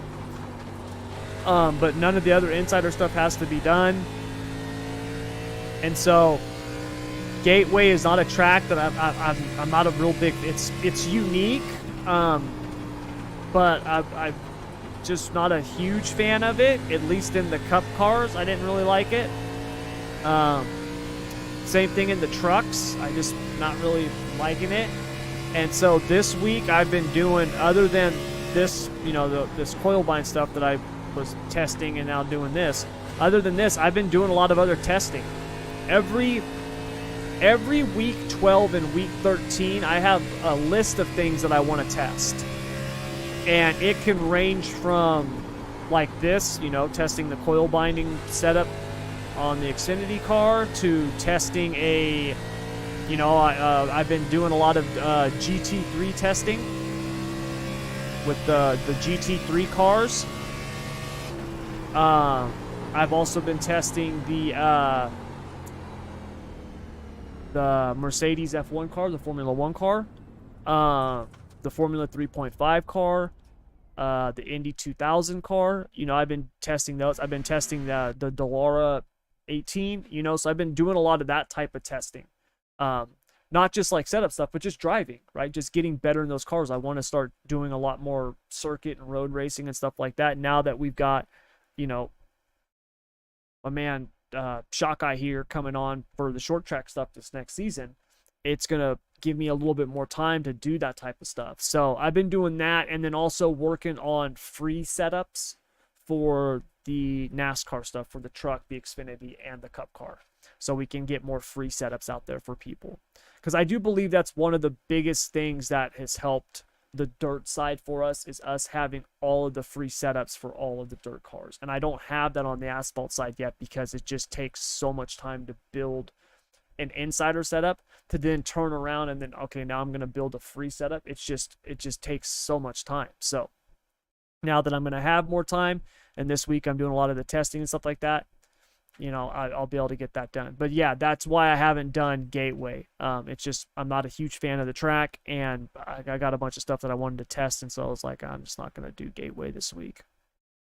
And next week I won't be running Sonoma. I'm not going to run Sonoma next week. The next couple weeks, the schedule kind of sucks. It's not really awesome in NIS. We've got Gateway this week. Next week is Sonoma. Then we've got National Super Speedway. I do like that. Then we've got Road America, another freaking road course, like whatever. Then Atlanta. I would imagine at some point we would have the updated version of Atlanta. I would imagine that's coming this build.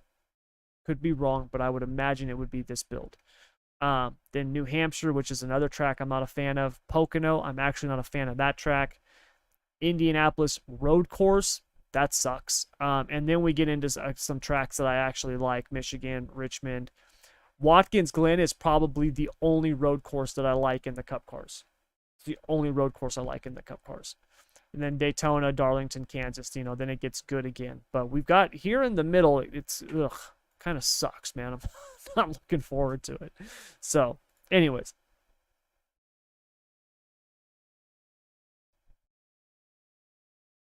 I did lead a practice session. Nice.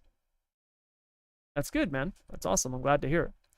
Okay, so we increased that right rear spring. So now, tire wear, we're still a little tight, but I honestly don't want to mess with the crossweight anymore. You know what we'll do? Let's go to 300 on the right rear. Let's do that. I think I can get the rest with the shocks. Okay. So let's do that. And to tune the shocks, let's pull up our data here. Let's take a look. So the first thing that on these cars,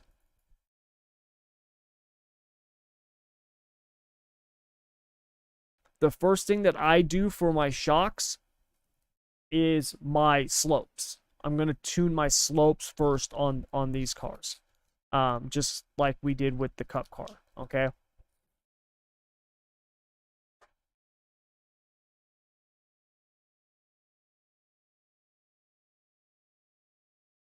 Now my slope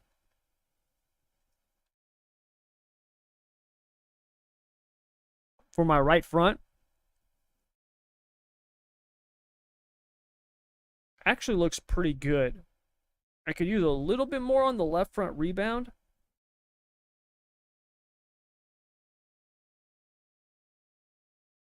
Same thing on the left front the right front rebound and left front rebound. So both of the left front and right front rebound slope could be increased some.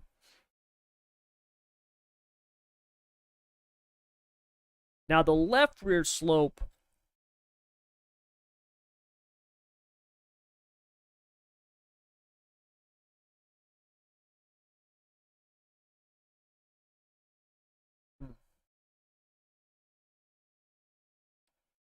the rebound actually looks pretty good. The bump looks like it needs to be brought in some. Okay, so I want to increase the front rebound slope on the rebound. Yeah, front rebound slopes and the left rear bump slope. I guess that should be good. So we'll go 5, 5 on the rebound. On the left rear, we're going to actually go, oh, not the rebound, excuse me, the bump. We're going to actually go 6. I want to actually put that at 6 as well, just because of the lean in the car. Yeah, I think it needs a little, yeah, so we'll go 6. Okay. Now the actual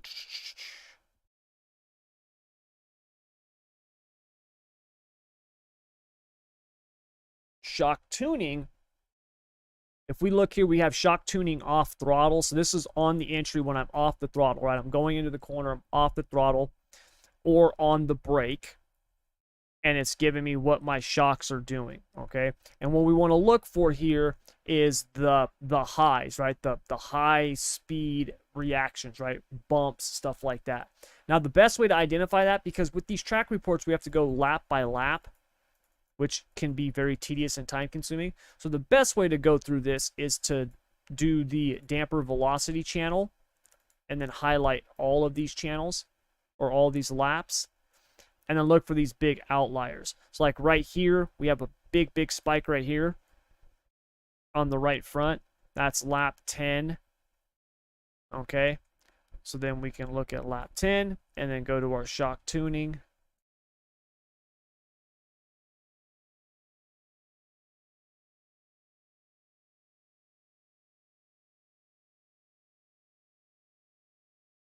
So right here, left rear compression, big bump right there.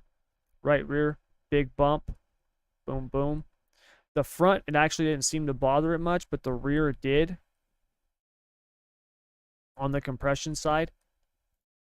Now, this track isn't that bumpy. Those bumps that we do have are fairly small. It's not like, you know, Charlotte or something, right, where it's just bumpy all over the place. And I actually like bumpy tracks because it makes it a challenge. Okay. So I'm not seeing anything too crazy in terms of the high-speed stuff. There is a, on the rear here, the left rear, going into the corner, we're getting a very high number on the high-speed compression. Now, that is, if I had to take a guess, because it's in the same spot, it's basically the same spot every time. We look at this lap right there. Lap 11, there.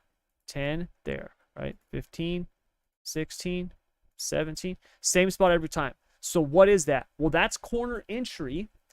We're braking, and our left rear is basically slamming down really fast. Well, why is it slamming down really fast? Well, because we've got a 225-pound spring there, right? That's the rear end basically when it's dropping.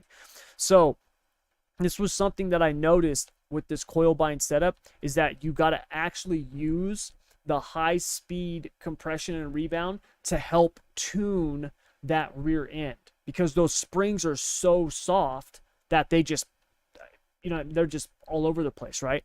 So we have to help these things stay a little bit more secure, a little bit more consistent using the high speed stuff.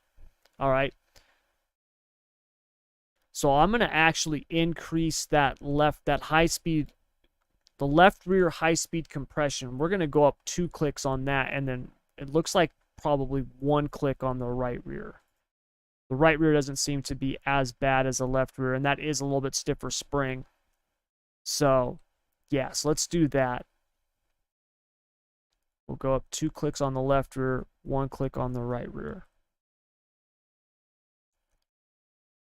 Now, for the front end, when we're hitting the bumps going into those corners here, there's a little bit, you can see, I mean, we're up above 3 seconds, or excuse me, 3 inches a second. But it's nothing like insane. And keep in mind, we're still looking at the off throttle stuff. We haven't even gotten to the on throttle. So we could probably,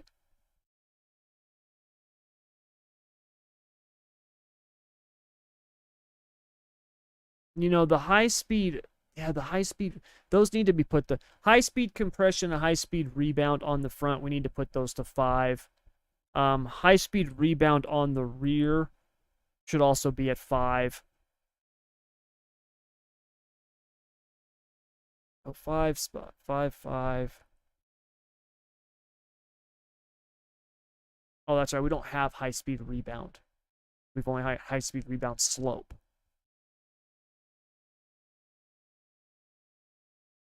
Okay, so then, and we've already adjusted the slopes. Well, on the rear we didn't. So actually, let's make those. Let's go to 6 on those rear slopes. That'll make them more digressive. We'll have to, let's increase the low speed rebounds. We'll have to do a combination of low speed rebounds and rebound slope to kind of mimic a high speed rebound. Okay. We did the high speed compressions up front. All right, so now we're going to look at our shock tuning on throttle. And this would be our exit on the corner. So now we're picking up the throttle and exiting off the corner. Okay. Once again, you can see here on the left rear, very high speed. Okay, which is what? The thing slamming down. Same thing on the right rear. Now, we've already done increased our high speed compression. So that was taken care of already. What I want to look for is now I want to look at tuning.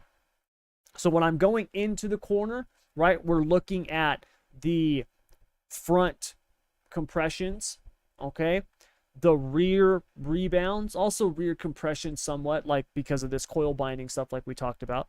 And then when we're exiting the corner, when we're on throttle, we're looking at the front rebounds and the rear compressions, okay? Like in terms of low speed, right? Because remember, low speed is the handling aspect. That's the transient movements of the car.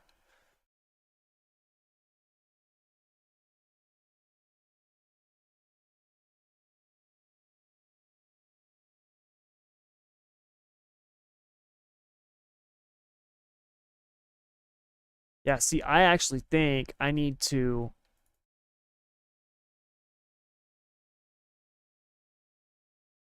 I'm thinking I need a little bit less. The right front rebound looks good. I think I need less left front rebound on the low speed. That should also help loosen it up on exit. Yeah.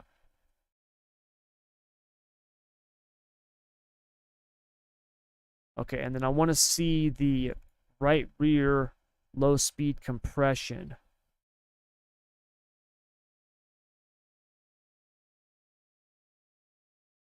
So basically, once we've got our high speed movement, then it seems to be settled. Okay, so then we'll also add a click to the low speed on the right rear. And then we're going to decrease the low speed rebound on the left front. Okay. All right, so there's our first round of shock adjustments. We're going to save this as 5. All right, now we're going to go back out. Oops.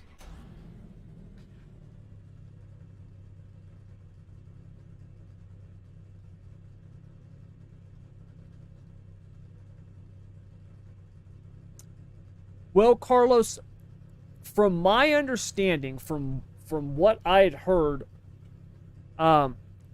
iRacing has been working with NASCAR. Like, iRacing was the one that kind of gave the company that owns Atlanta. iRacing was the ones who kind of gave them the different versions of what they could do.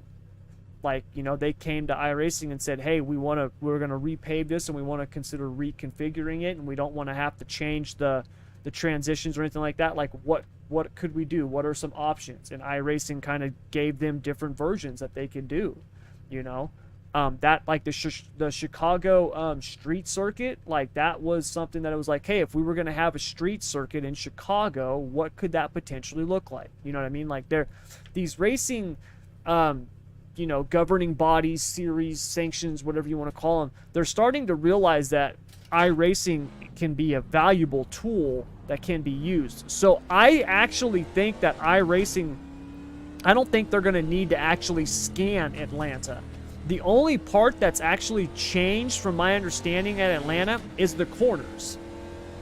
And it's just more banking, and it's like a little bit narrower. And the reason it's a little bit narrower is because of the way that they had to bank it. From what I've heard, that's my understanding of it. So, I don't know if they would have to rescan it all and everything like that again, because the rest of the track is the same. It's just got new pavement on it. So, yeah, I don't know. I don't know if they could get it done that quickly or not, to be honest with you. Or how much they've already got it done, if they, I don't know.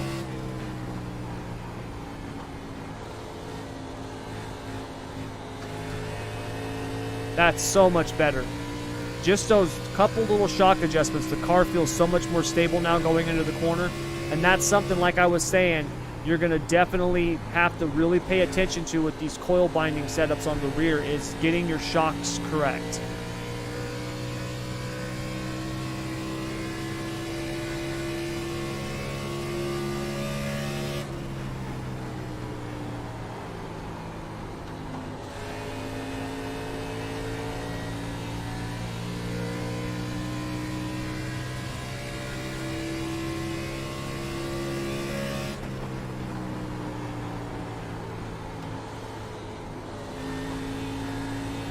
Oh yeah, much better. Yeah, this thing feels so good. I think we can actually do our long run and see where we're at. And do a 40 lap run and see what we got. What's up, Landon?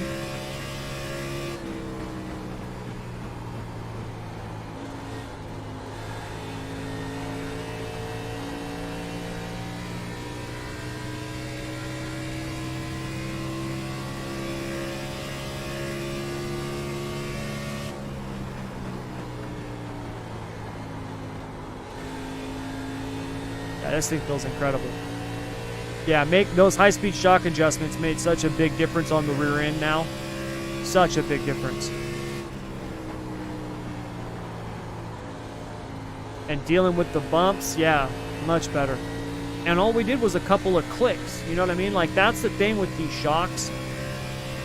Just a couple of clicks can be a big adjustment.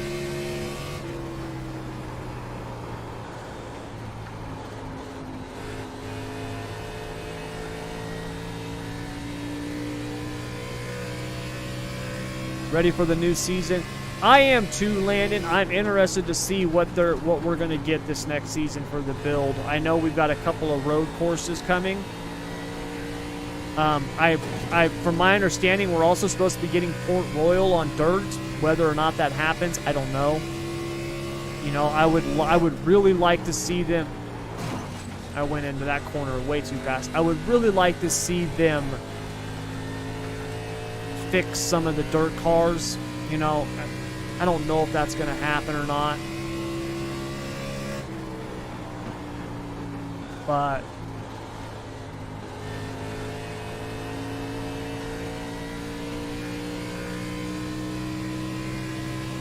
yeah, Port Royal would be nice.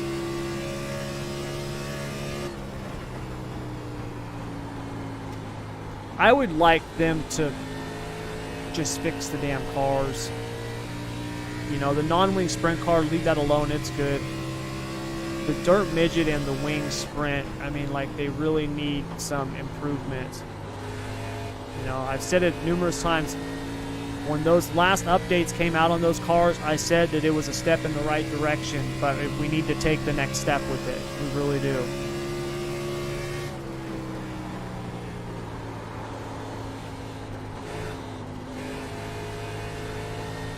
Alright, so I am gonna, because we adjusted the rebound a little bit, the car is a little bit loose under braking, so I'm gonna adjust my brake bias to balance that out.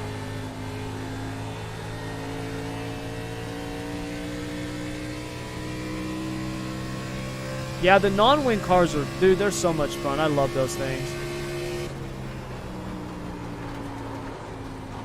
We actually ran like a fun run last night where we drove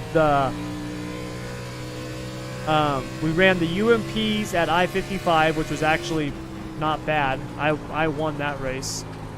And then we ran the Radical SR8s, those road racing cars. We ran those on Bristol dirt. Now, it took like 2 laps. Like, once the tires got heated up some, it was okay. Getting the tires heated up was a nightmare. But those cars on a dirt track, when you could actually get the tires heated up and up to speed, dude, they flew around that track.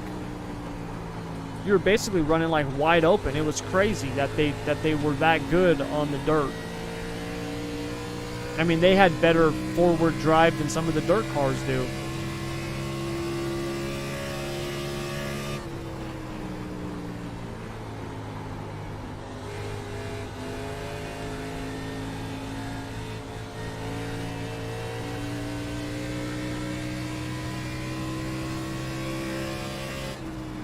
Did an Eldora race in the non-wings, finished second. Nice, good job, man.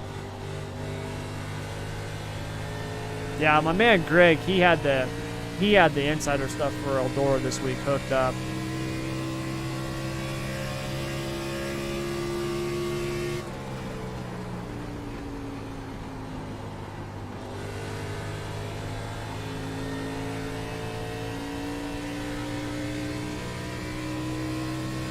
I don't even know if I'm supposed to be driving the car in deep like this, or if I should be backing up my entry more.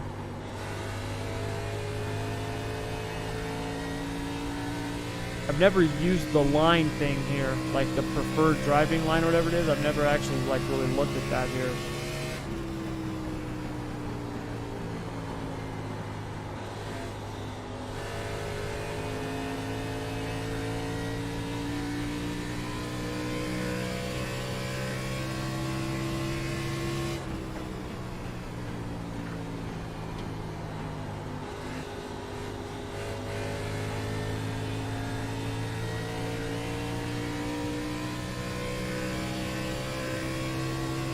Foot's itching.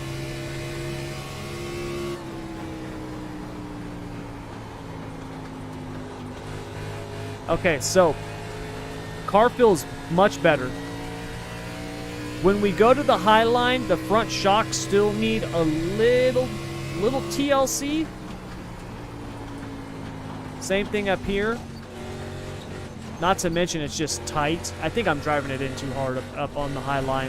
This track's really weird. You got to slow down like way early and then like drive through the corner.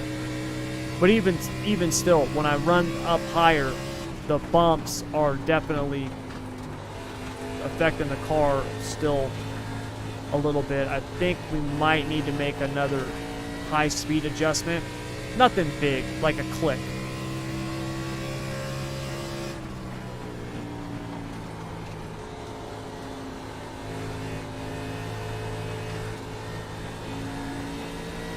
And then I want to increase the low speed compression on the right rear, just to help the car rotate a little bit more on throttle, because we need just a little bit more rotation on throttle.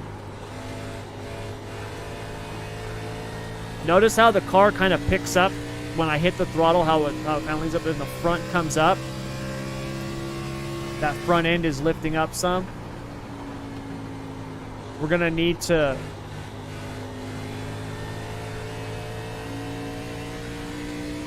the rebound split feels good, and what I mean by that is having the right front tied down a little bit more than the left front. That feels good on exit, but I think we need to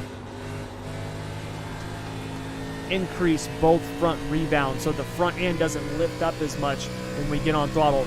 That way it kind of does more of a squat as opposed to like a tilt back.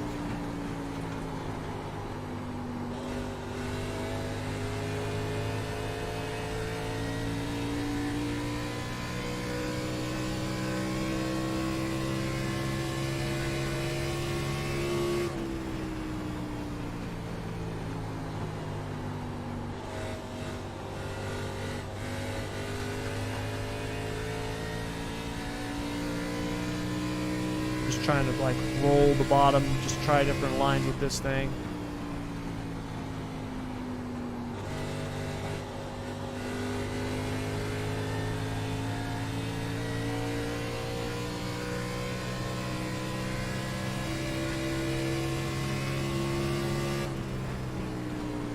Okay.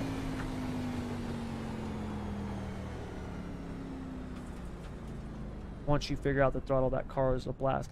That Landon, the throttle is everything with that car. That's what that car is. You might as well call that car the throttle car. Like, that's what it is. It's all throttle. It's all about the throttle. Okay, so we're still a little tight. All right, not crazy tight, but we are a little tight. What I want to look at here real quick is let's make sure that our aero is still good, because we have made quite a bit of adjustments.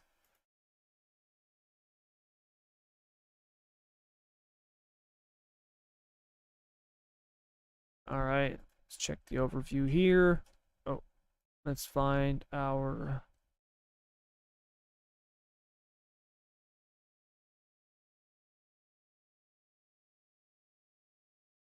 Okay, so our aero is still pretty good. The attitude of the chassis is still good, right? It's still got the tilt that I want and the rake that I want, which is perfect.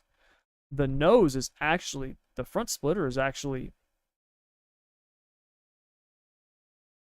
well, we do have spots where we bottom out. Okay, we're gonna leave that front splitter. We're not gonna lower that thing anymore.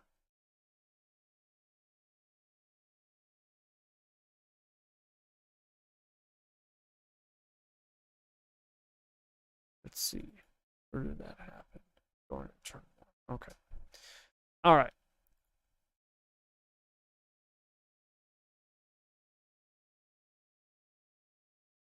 So our aero is still good. So let's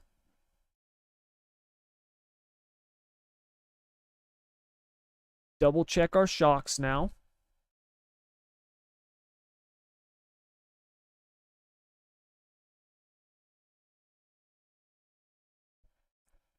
My slopes are pretty good. I think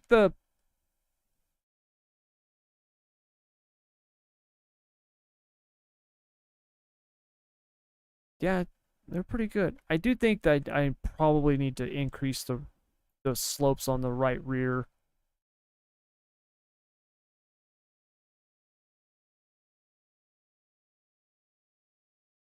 Go 6 and 6 on both the compression and the rebound. We're going to increase that low speed right rear compression as well, just to help the car turn a little bit more on throttle.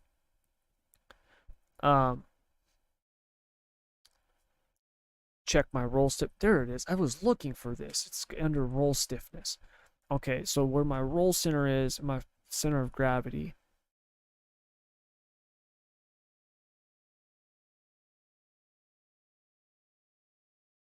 So 31. That's actually okay. It's all right there. All right, where's my spring loads at? So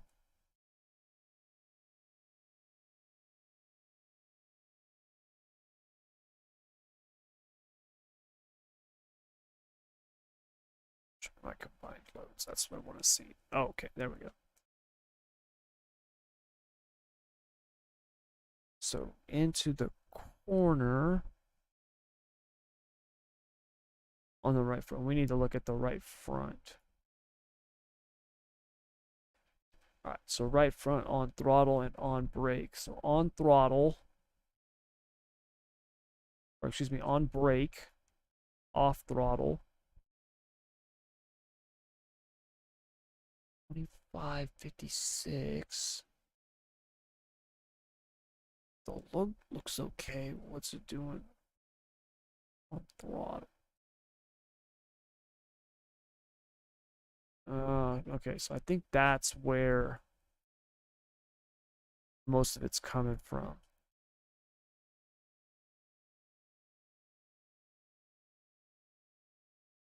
Yes, it is. Okay. So let's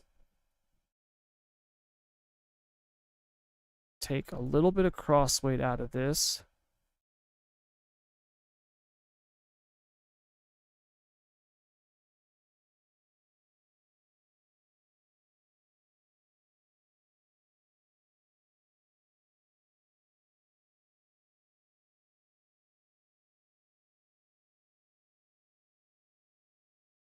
Oops.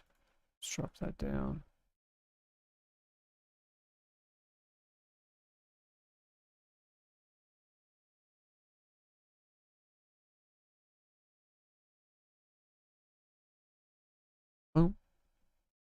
53.4. What were we at? 42? Where we were at? 42?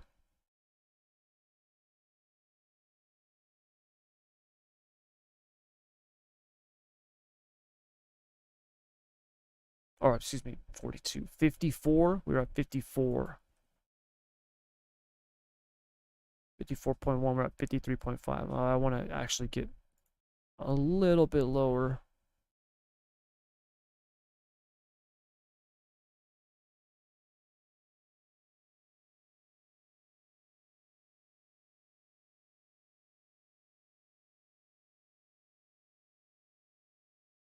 Oh, come on. That tiny bit. Really? There we go. 53.1. That's what I want to go for right there.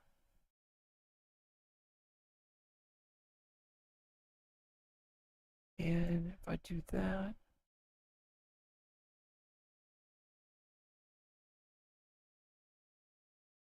All right. All right, let's go with this now. Let's see what we got. All right, so we loosened up just a little bit, hopefully, with the cross weight. Also trying to balance out the tire wear there. In terms of our, keep clicking on the wrong thing. In terms of our, like the aero of the car with the coil bind and stuff like that, it's good. Our front end is good. Our packers, splitter, all that stuff is good. So the last thing that we need to do now is just get this thing balanced and handling, and we're good to go. And we're pretty close. We're almost there. So there was, you know, a little bit of load, a little too much load on the right front on entry. And part of that, I think, has to do with the fact of, you know, we're getting on the brakes going into the corner.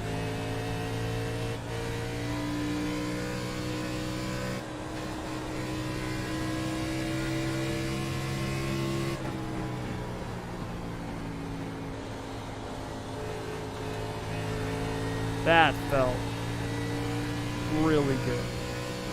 So, like, right now, I'm not really worried about my lap time. I'm worried about how it feels. I know that we've got the speed. Now I just need the car to be comfortable so I can be consistent. And that's the main thing that I'm looking for. Yeah, that thing comes off the corner much, much better now on throttle. See how that thing rotated off there instead of, like, coming out to the wall?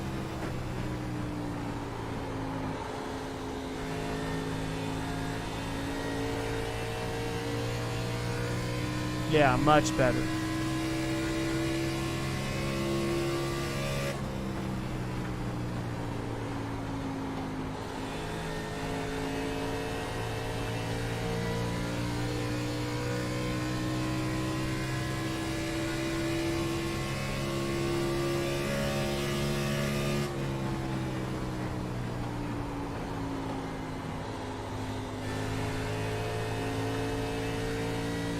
Now we do have to make sure that we, and I make that mistake, we got to make sure that we are arcing the car in more.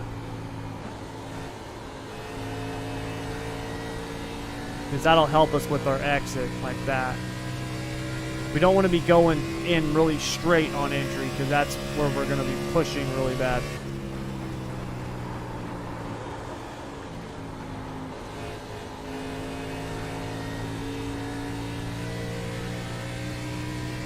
Better.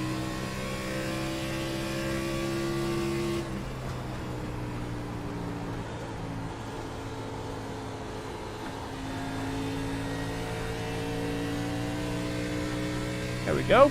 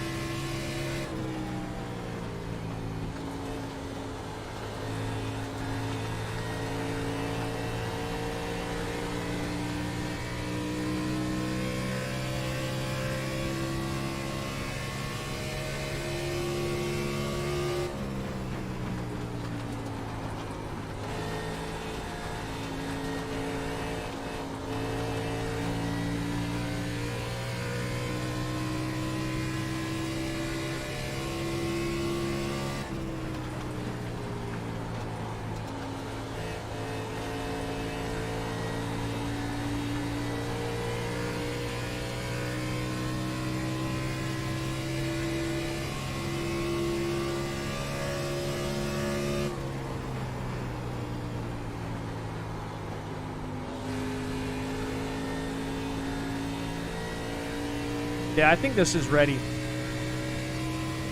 I think we're ready for a long run.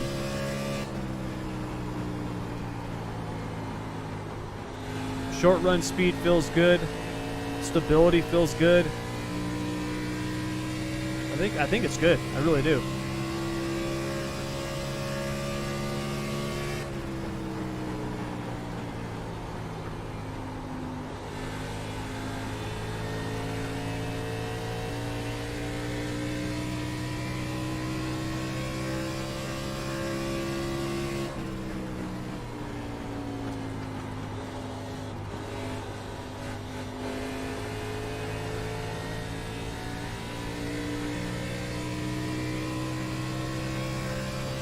Yeah, burgers. Let's push this now.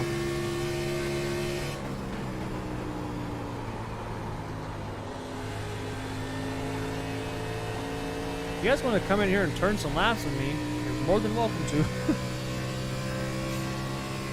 Password is SSR35. There's no race or anything, obviously. It's just practice, but...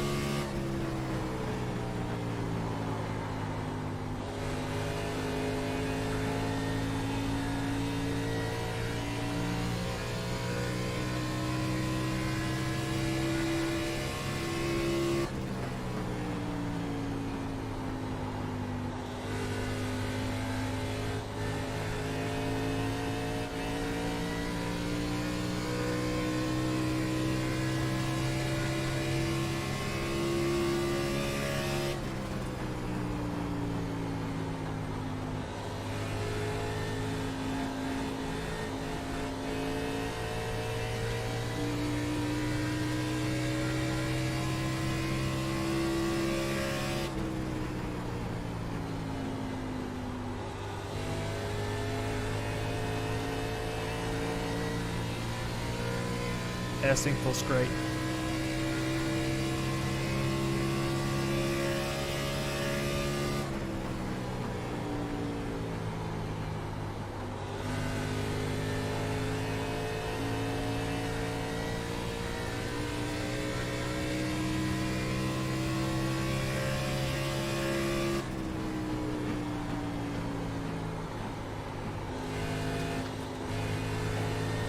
I need to actually, instead of waiting a little bit longer and hitting the brake harder, I need to actually hit the brake less but do it earlier. If I hit the brake too hard, I notice that's where the nose drops too much and it bottoms out.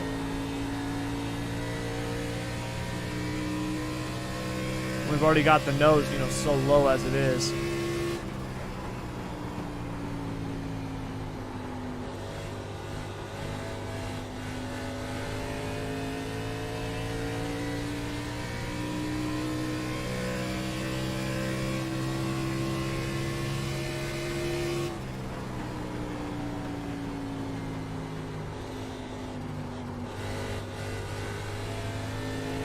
Up the track there a little bit.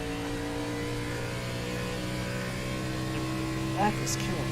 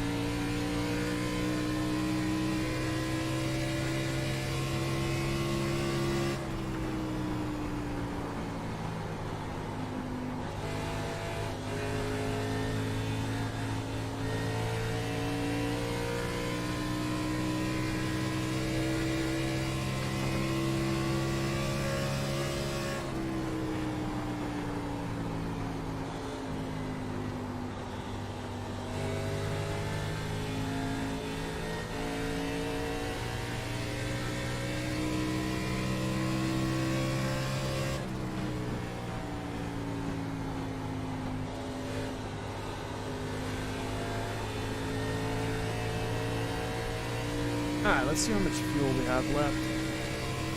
Okay, yeah, we got a long ways to go.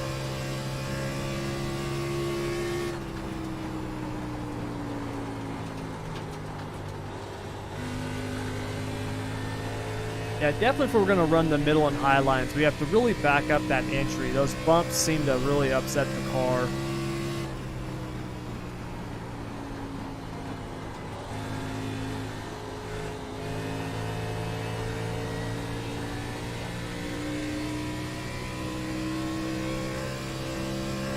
Yeah, I don't think the high line is a line that you're going to really want to run here. Maybe the middle, but not the top.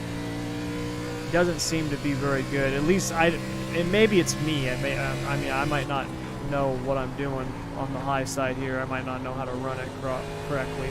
That's definitely a possibility. Whoops. I haven't ran this track that much before.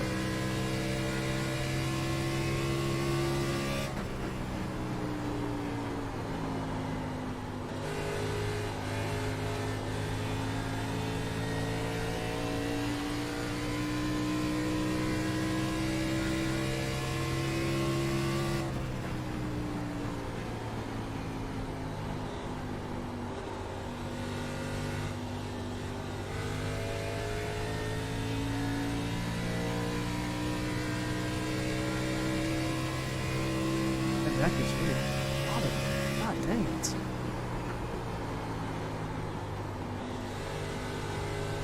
I gotta take some medicine.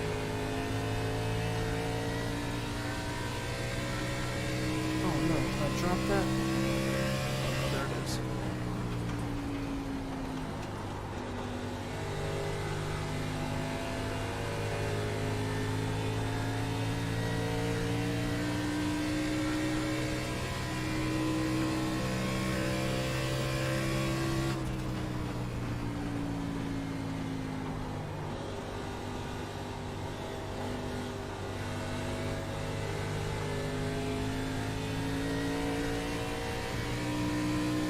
Should have put some AI cars out here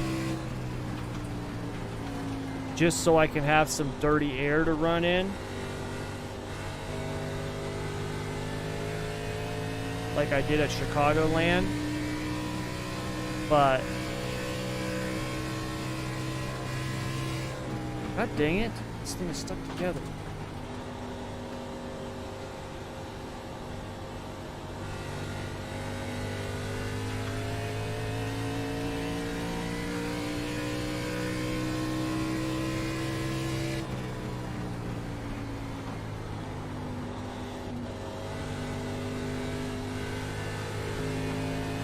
But one of the nice things that I found about this coil blind setup is that the dirty air doesn't seem to affect the rear of the car as much, like having someone behind you.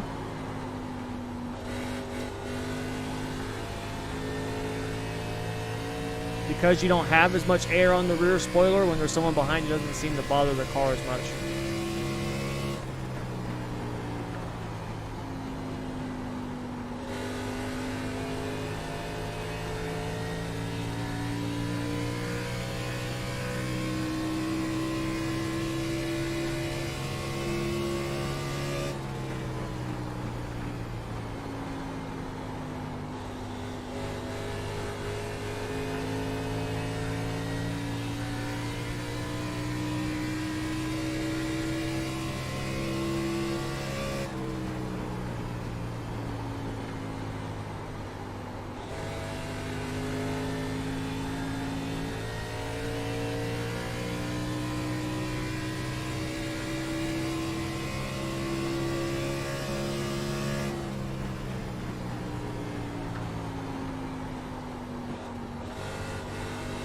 If I don't hit that entry just right, man, the car pushes up.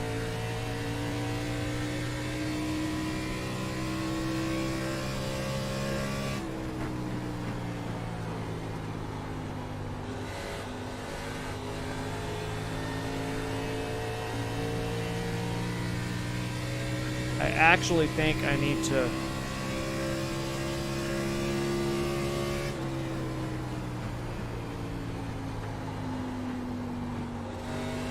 back up the entry a little bit more.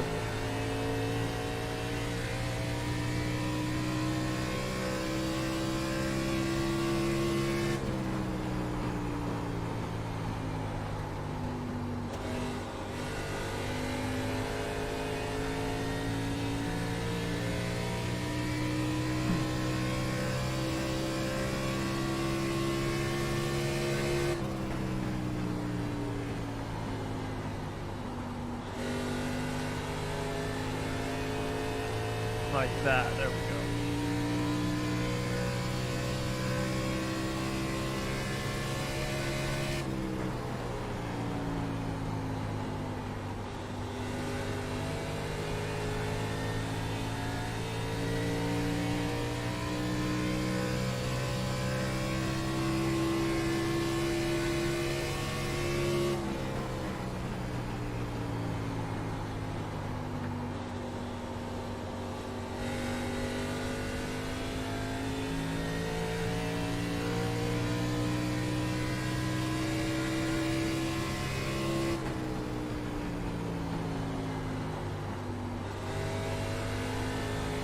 You know, overall, I think we're pretty good.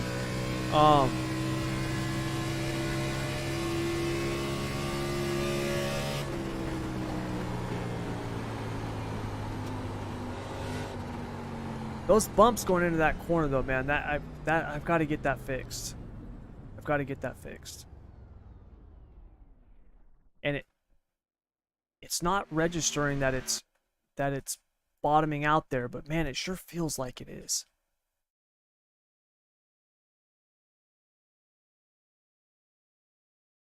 Going into that last corner there. Yeah, see right there, it registered that it's bottoming out. Yep. See, I think I'm gonna have to raise those Packers up one click. Because it sure seems like we're bottoming out slightly.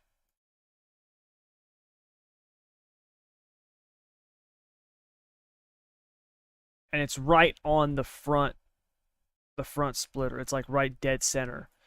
If we go, or let's actually look here at the last.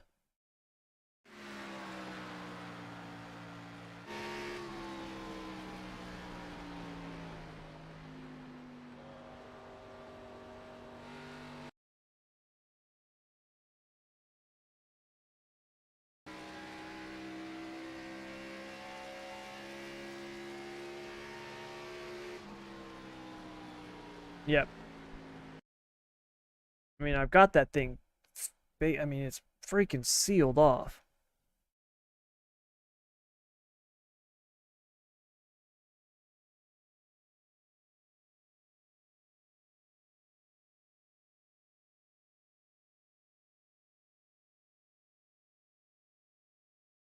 Like, I honestly don't think I can get it any lower than that.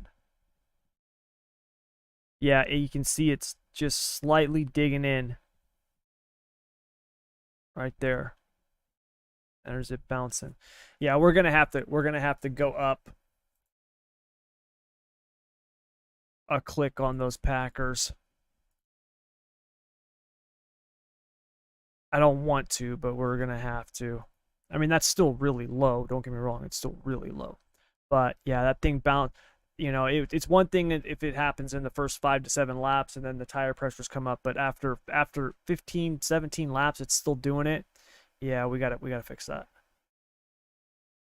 Okay, everything else felt really good. The car still is a little bit tight. I think the bottoming out was part of that. But you know what though? I actually think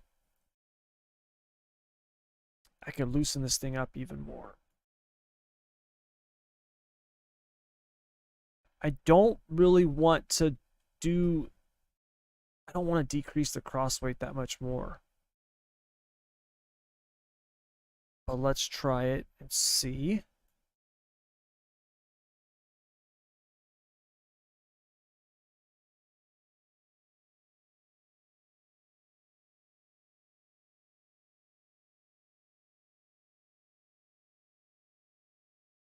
Where were we at?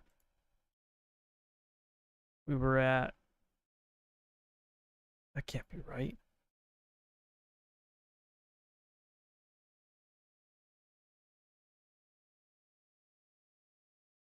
we're at 53.1. Now we're at 52.4. Okay, that should be good.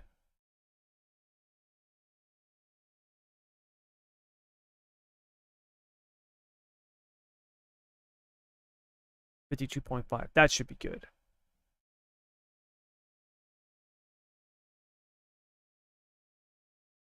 There was one other thing I wanted to do. What was that? Oh, that's right. I wanted to increase both those front rebounds. And I'm going to actually increase the left front compression on the bump. The left front compression on the bump. Bump and compression are the same thing. Left front compression to help the car just a little bit more on entry. Tire temps and pressures and everything, those look good. Like I've got a 13-degree spread on the right front. That's good. The right rear is within 5 degrees. I mean, I really can't get it much better than that. So our temperature spreads are good. It's just that last little bit, man. We're right there. We're right there. So I think this should be it. God, I wish I could edit this session. You know what I mean? I wish I could edit this session. You know what? I can. You know what we're gonna do? I'm gonna hop out. I need some AI cars because I need some dirty air.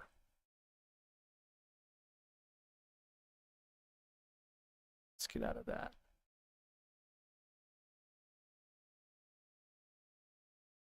So the way that I do this is I will do a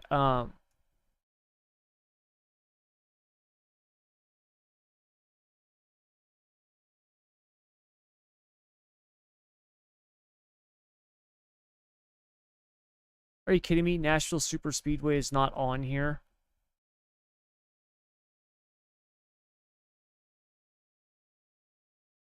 We have the Nashville Fairgrounds, but not the Nashville Super Speedway.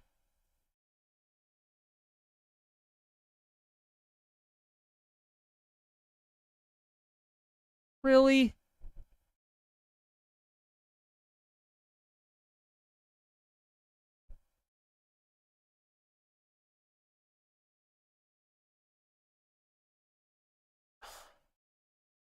Come on, iRacing. You had the Nashville Super Speedway before the Nashville Fairgrounds.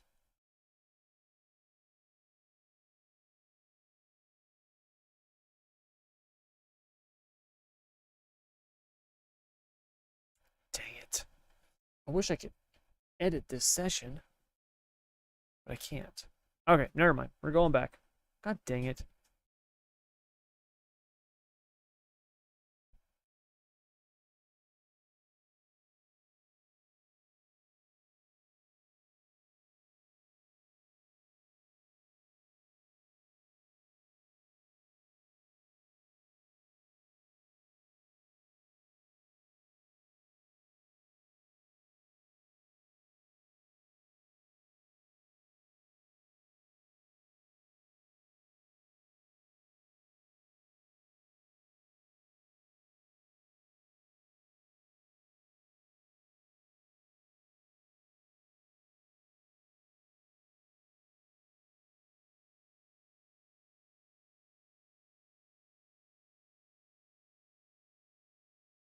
Oh,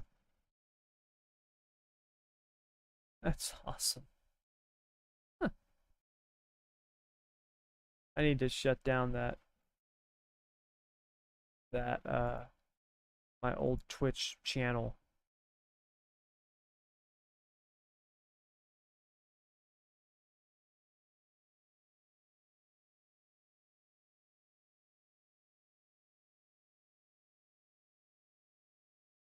I still got people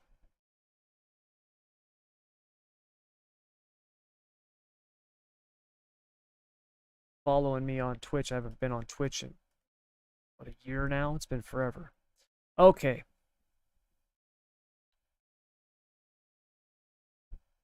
So we made those changes.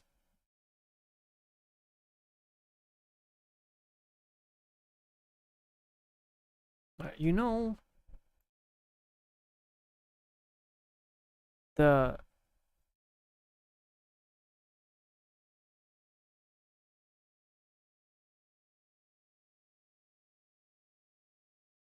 yeah, I do want that tilt though, so I don't want to take that out. Yeah, I don't want that to be the same. I do want to take that out. Okay. All right, let's go with this. Let's see what we got. I think this should be it. I really do. I think this is going to be, I think we're going to be good after this.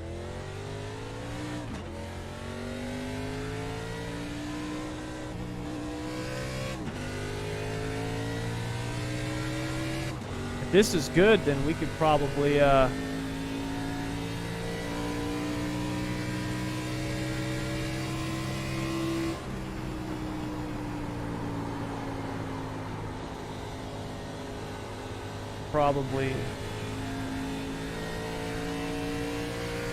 hop out of this test session and do some racing.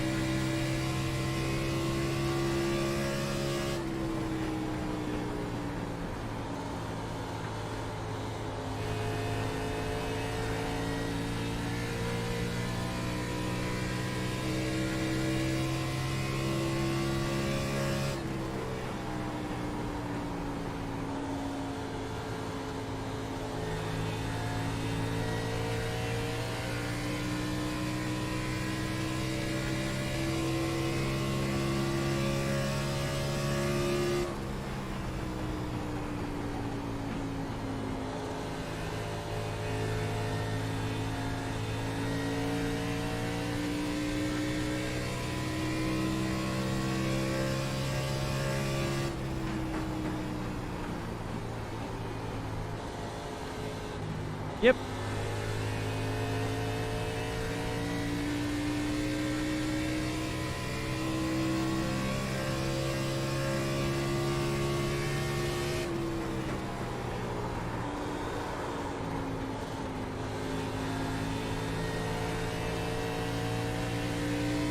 Yeah, this thing's right on the edge with it being loose now. It's right on the edge of spinning out, which is where I want it. Because if it's like that at the beginning of the run, then it'll get better throughout the run.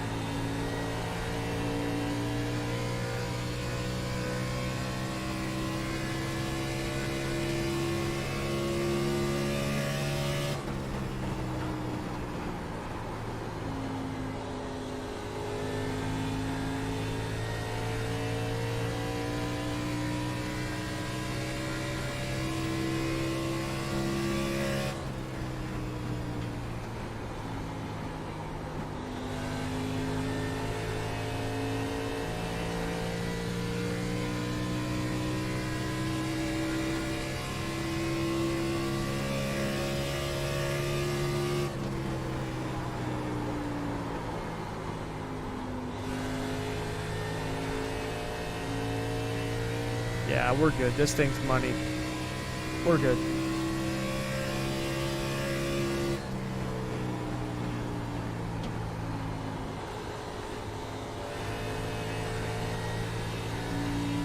It's not bottoming out at all now. It's still got good speed.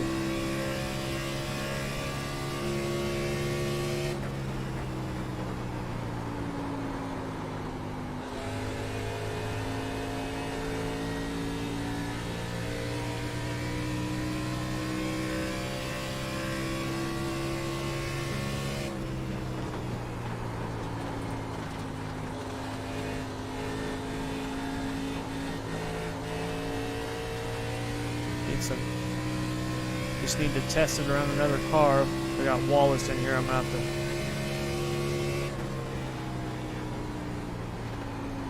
to slow down and wait for him.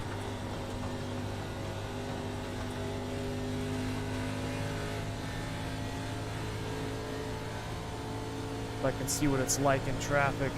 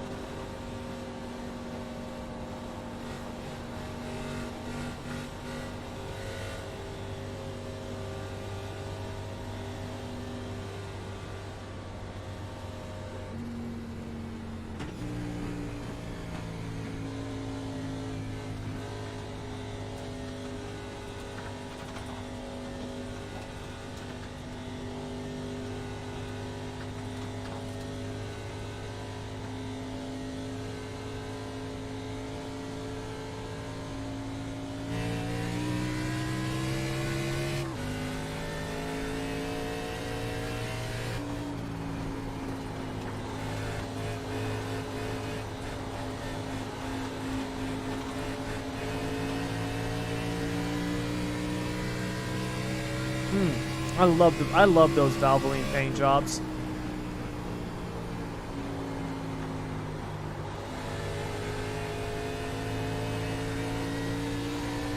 Some of my favorite paint jobs were the Valvoline ones, man. The old school Valvoline Sprint Car number 11 paint job, I love that paint job. It's probably top 5 favorite for me of all time. I mean, it's not my favorite. Probably my favorite sprint car paint job of all time is Jack Hot and Shields Pennzoil number 22. I love that car.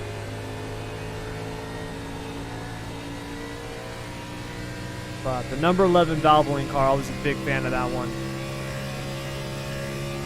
I also love the Valvoline NASCAR paints. Mark Martin's, I always liked his car.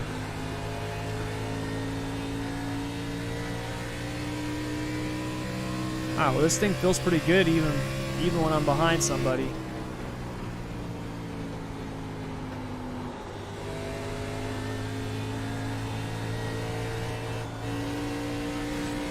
Had a little bit of a push there, but I think that was more about me not timing my throttle as opposed to the car in front of me, the air.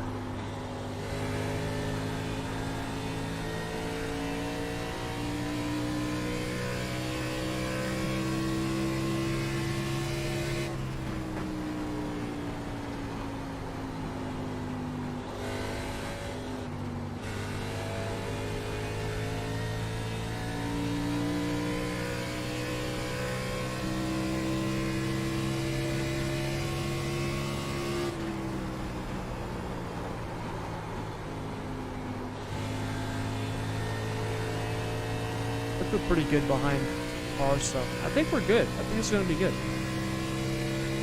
I really do.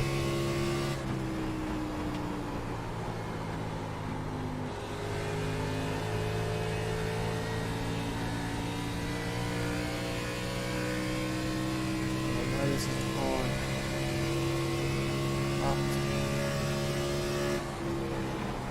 Best lap. That's what I want. Whoops. Well, luckily damage is off.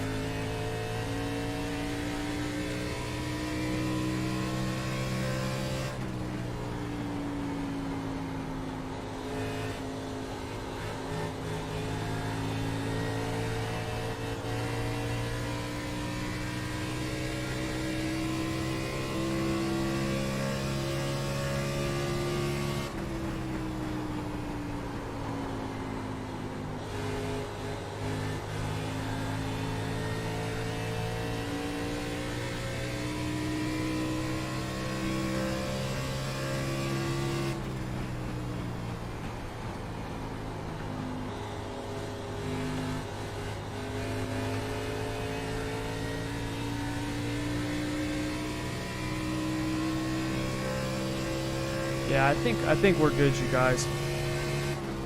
I'm gonna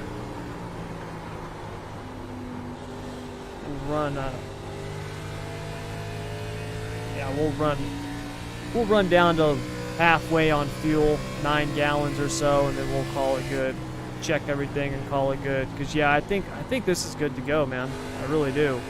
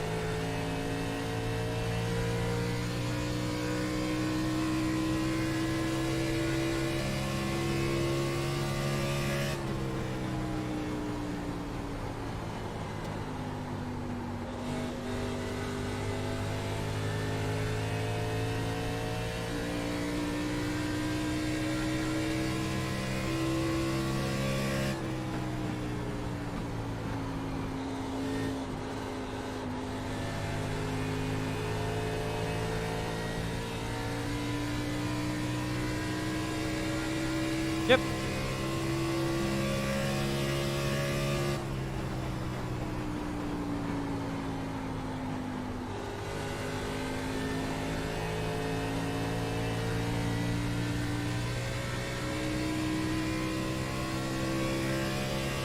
Let's see how we can do in front of him. He's going to be on fresh tires.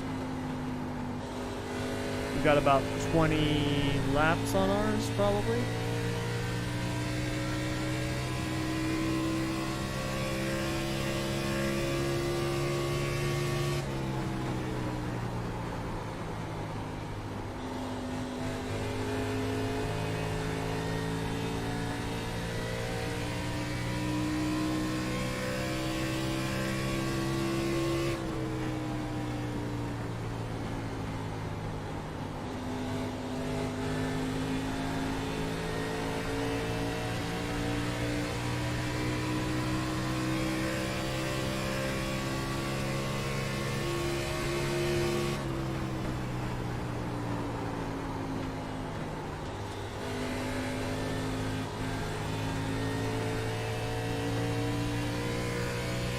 Damn.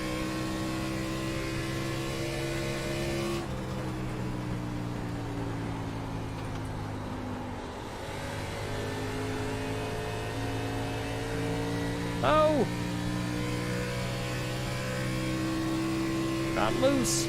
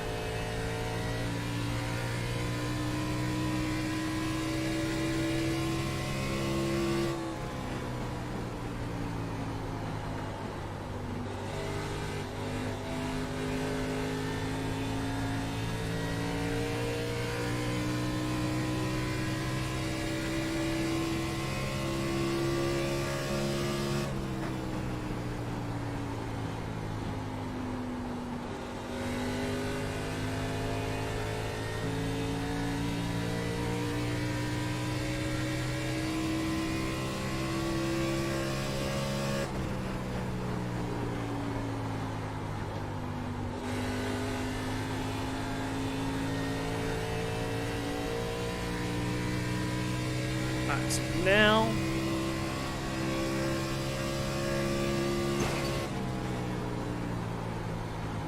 I'm going to try a couple of different alternate lines and methods of driving them, like, you know, backing up the entry, driving it in deep, that type of thing.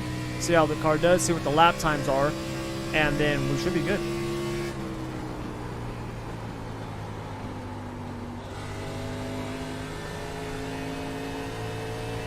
So we'll try driving in deep and then braking hard.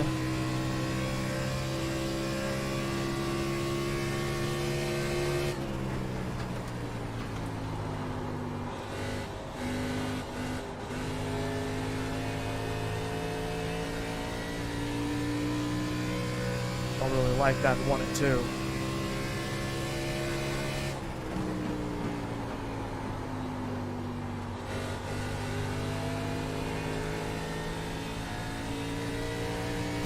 Whoops.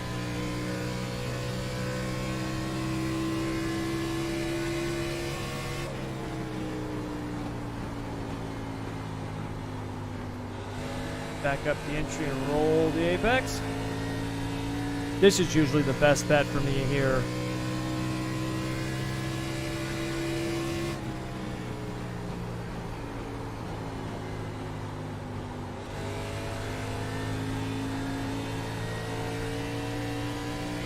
Yeah, that felt really good. I was looking at the time like an idiot though, and then I hit the wall, but still.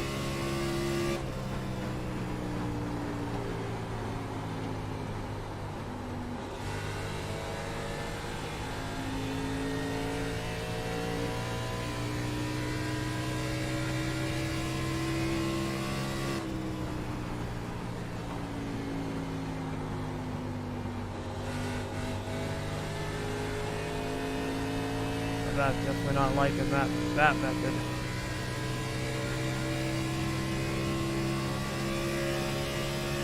Yeah, I think just backing it up and then rolling is my best bet. It seems to work the best for me.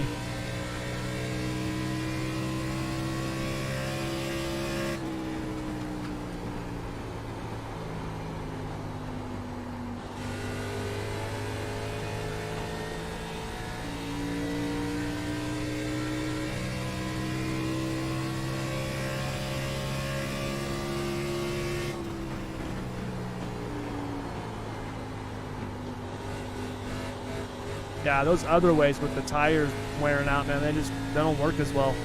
I mean, they probably work okay if you're trying to pass or be aggressive or something like that, but just in terms of consistent, best feeling, best lap times, and then, like I said, consistency, just backing up and rolling that apex there, accelerating out.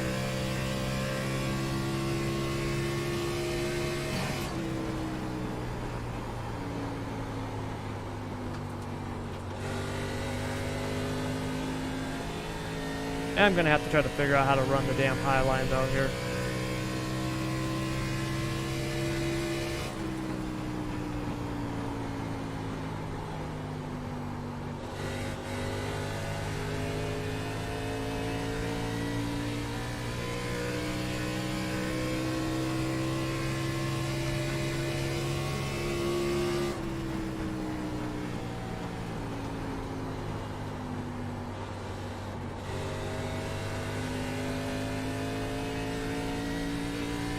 That can work as a way to pass, like a slide jaw.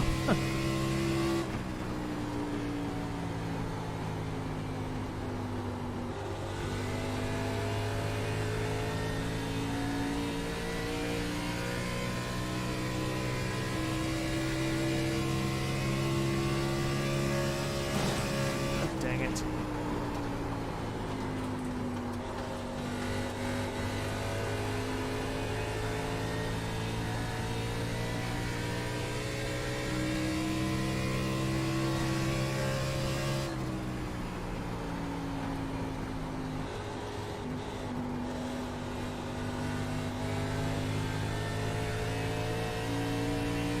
Uh-oh. Got loose again.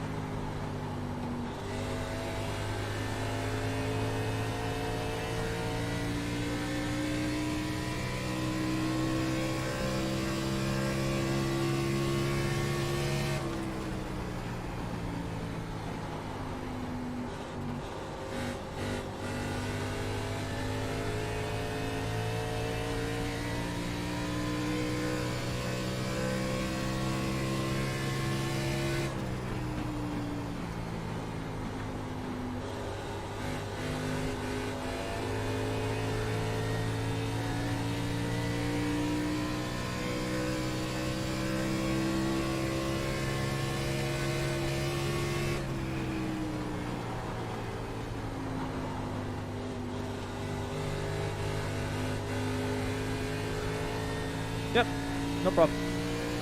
All right.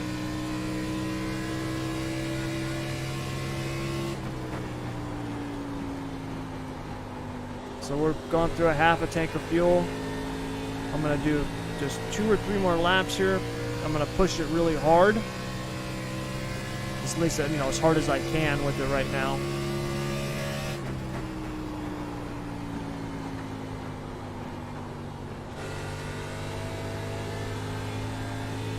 Then we'll hop out and take a look, and I think we're gonna be good. To be honest,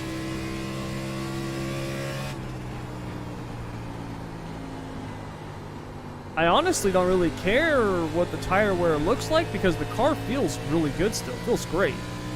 Normally, after a half a tank, you've got a pretty good idea of what your car is going to be like. God dang it. I keep forgetting that wall does that, how it kind of has that sweep in it. If the car feels good, like your right front tire might be burnt up more than the other ones, but if it still turns in and everything feels good, like, who cares? That's the way I've always looked at it.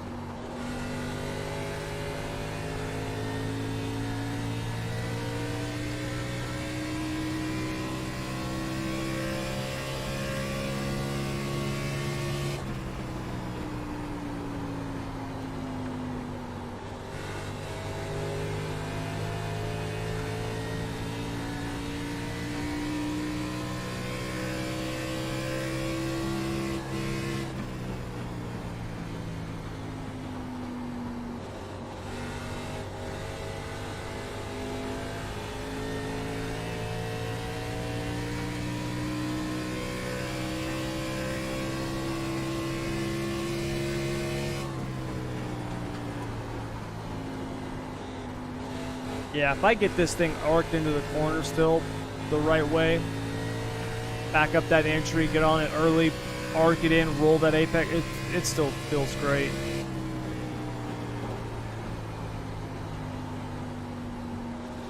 Even through the middle and stuff.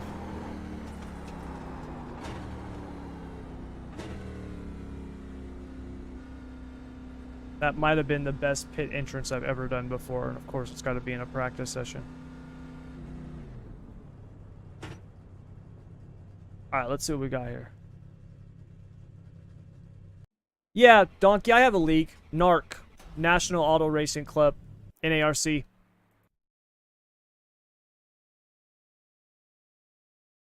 Yeah, I mean, we burnt up that right front, but like I said, I was pushing it pretty hard, and the car still felt really good.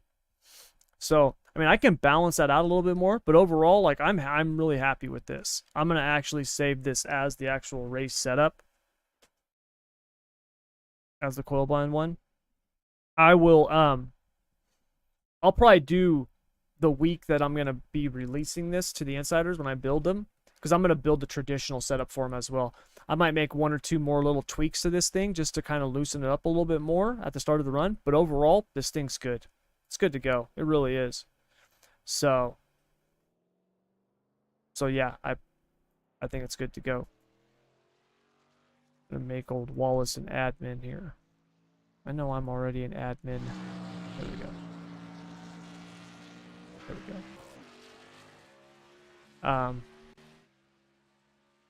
But yeah, I think it's good to go, man. I think we're good to go. So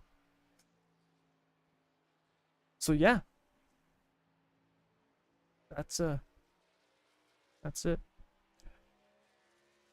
Thanks for coming out, Wallace. I'm gonna head out of this session. I got the setup all done. Yep, no problem. All right. Let's see. Before I hop off here, let's just see if there's any races. Maybe we'll do a race.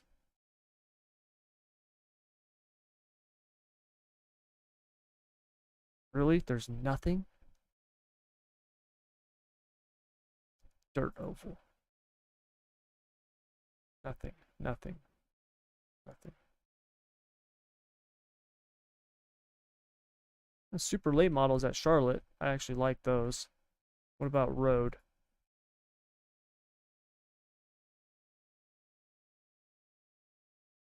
Oh, I don't own that track.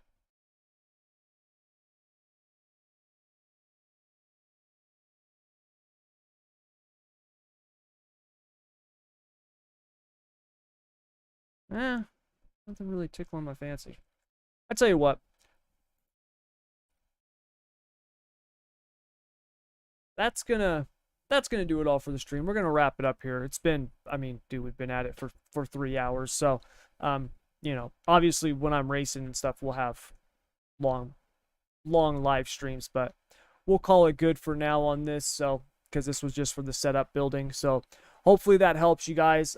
Just like we talked about at the beginning, remember, get those rear springs dialed in first, get those things set. Once you've got those things set, then you can get those front springs and those front packers. And then once you've got that, then you start building everything else around it. All right. And then you know what to do. You know what you've got. You're good to go. Use your telemetry. You're going to need it, especially with the ride heights and stuff like that. If you want to really maximize the speed on it, you're going to need that. So, make sure you've got that. You can get the free Xfinity telemetry on the website. We've got it there on the free membership site. So just go there, schoolofsimracing.net, click the button that says join community. That'll get you access to the free membership site, and then you can download the free Motec workbooks.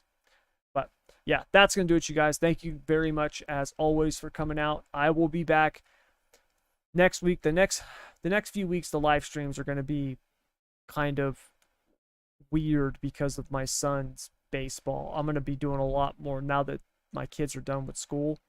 Yesterday was the last day. I'm going to be doing a lot more live streams during the day. I'll be racing and stuff like that during the day. So I'll be back next week, and yeah, we'll have a couple next week. So probably Wednesday, Thursday, Friday. I got work Monday and Tuesday, so probably Wednesday, Thursday, Friday. But yeah, thank you guys as always, and until next time, good luck, good racing, take care.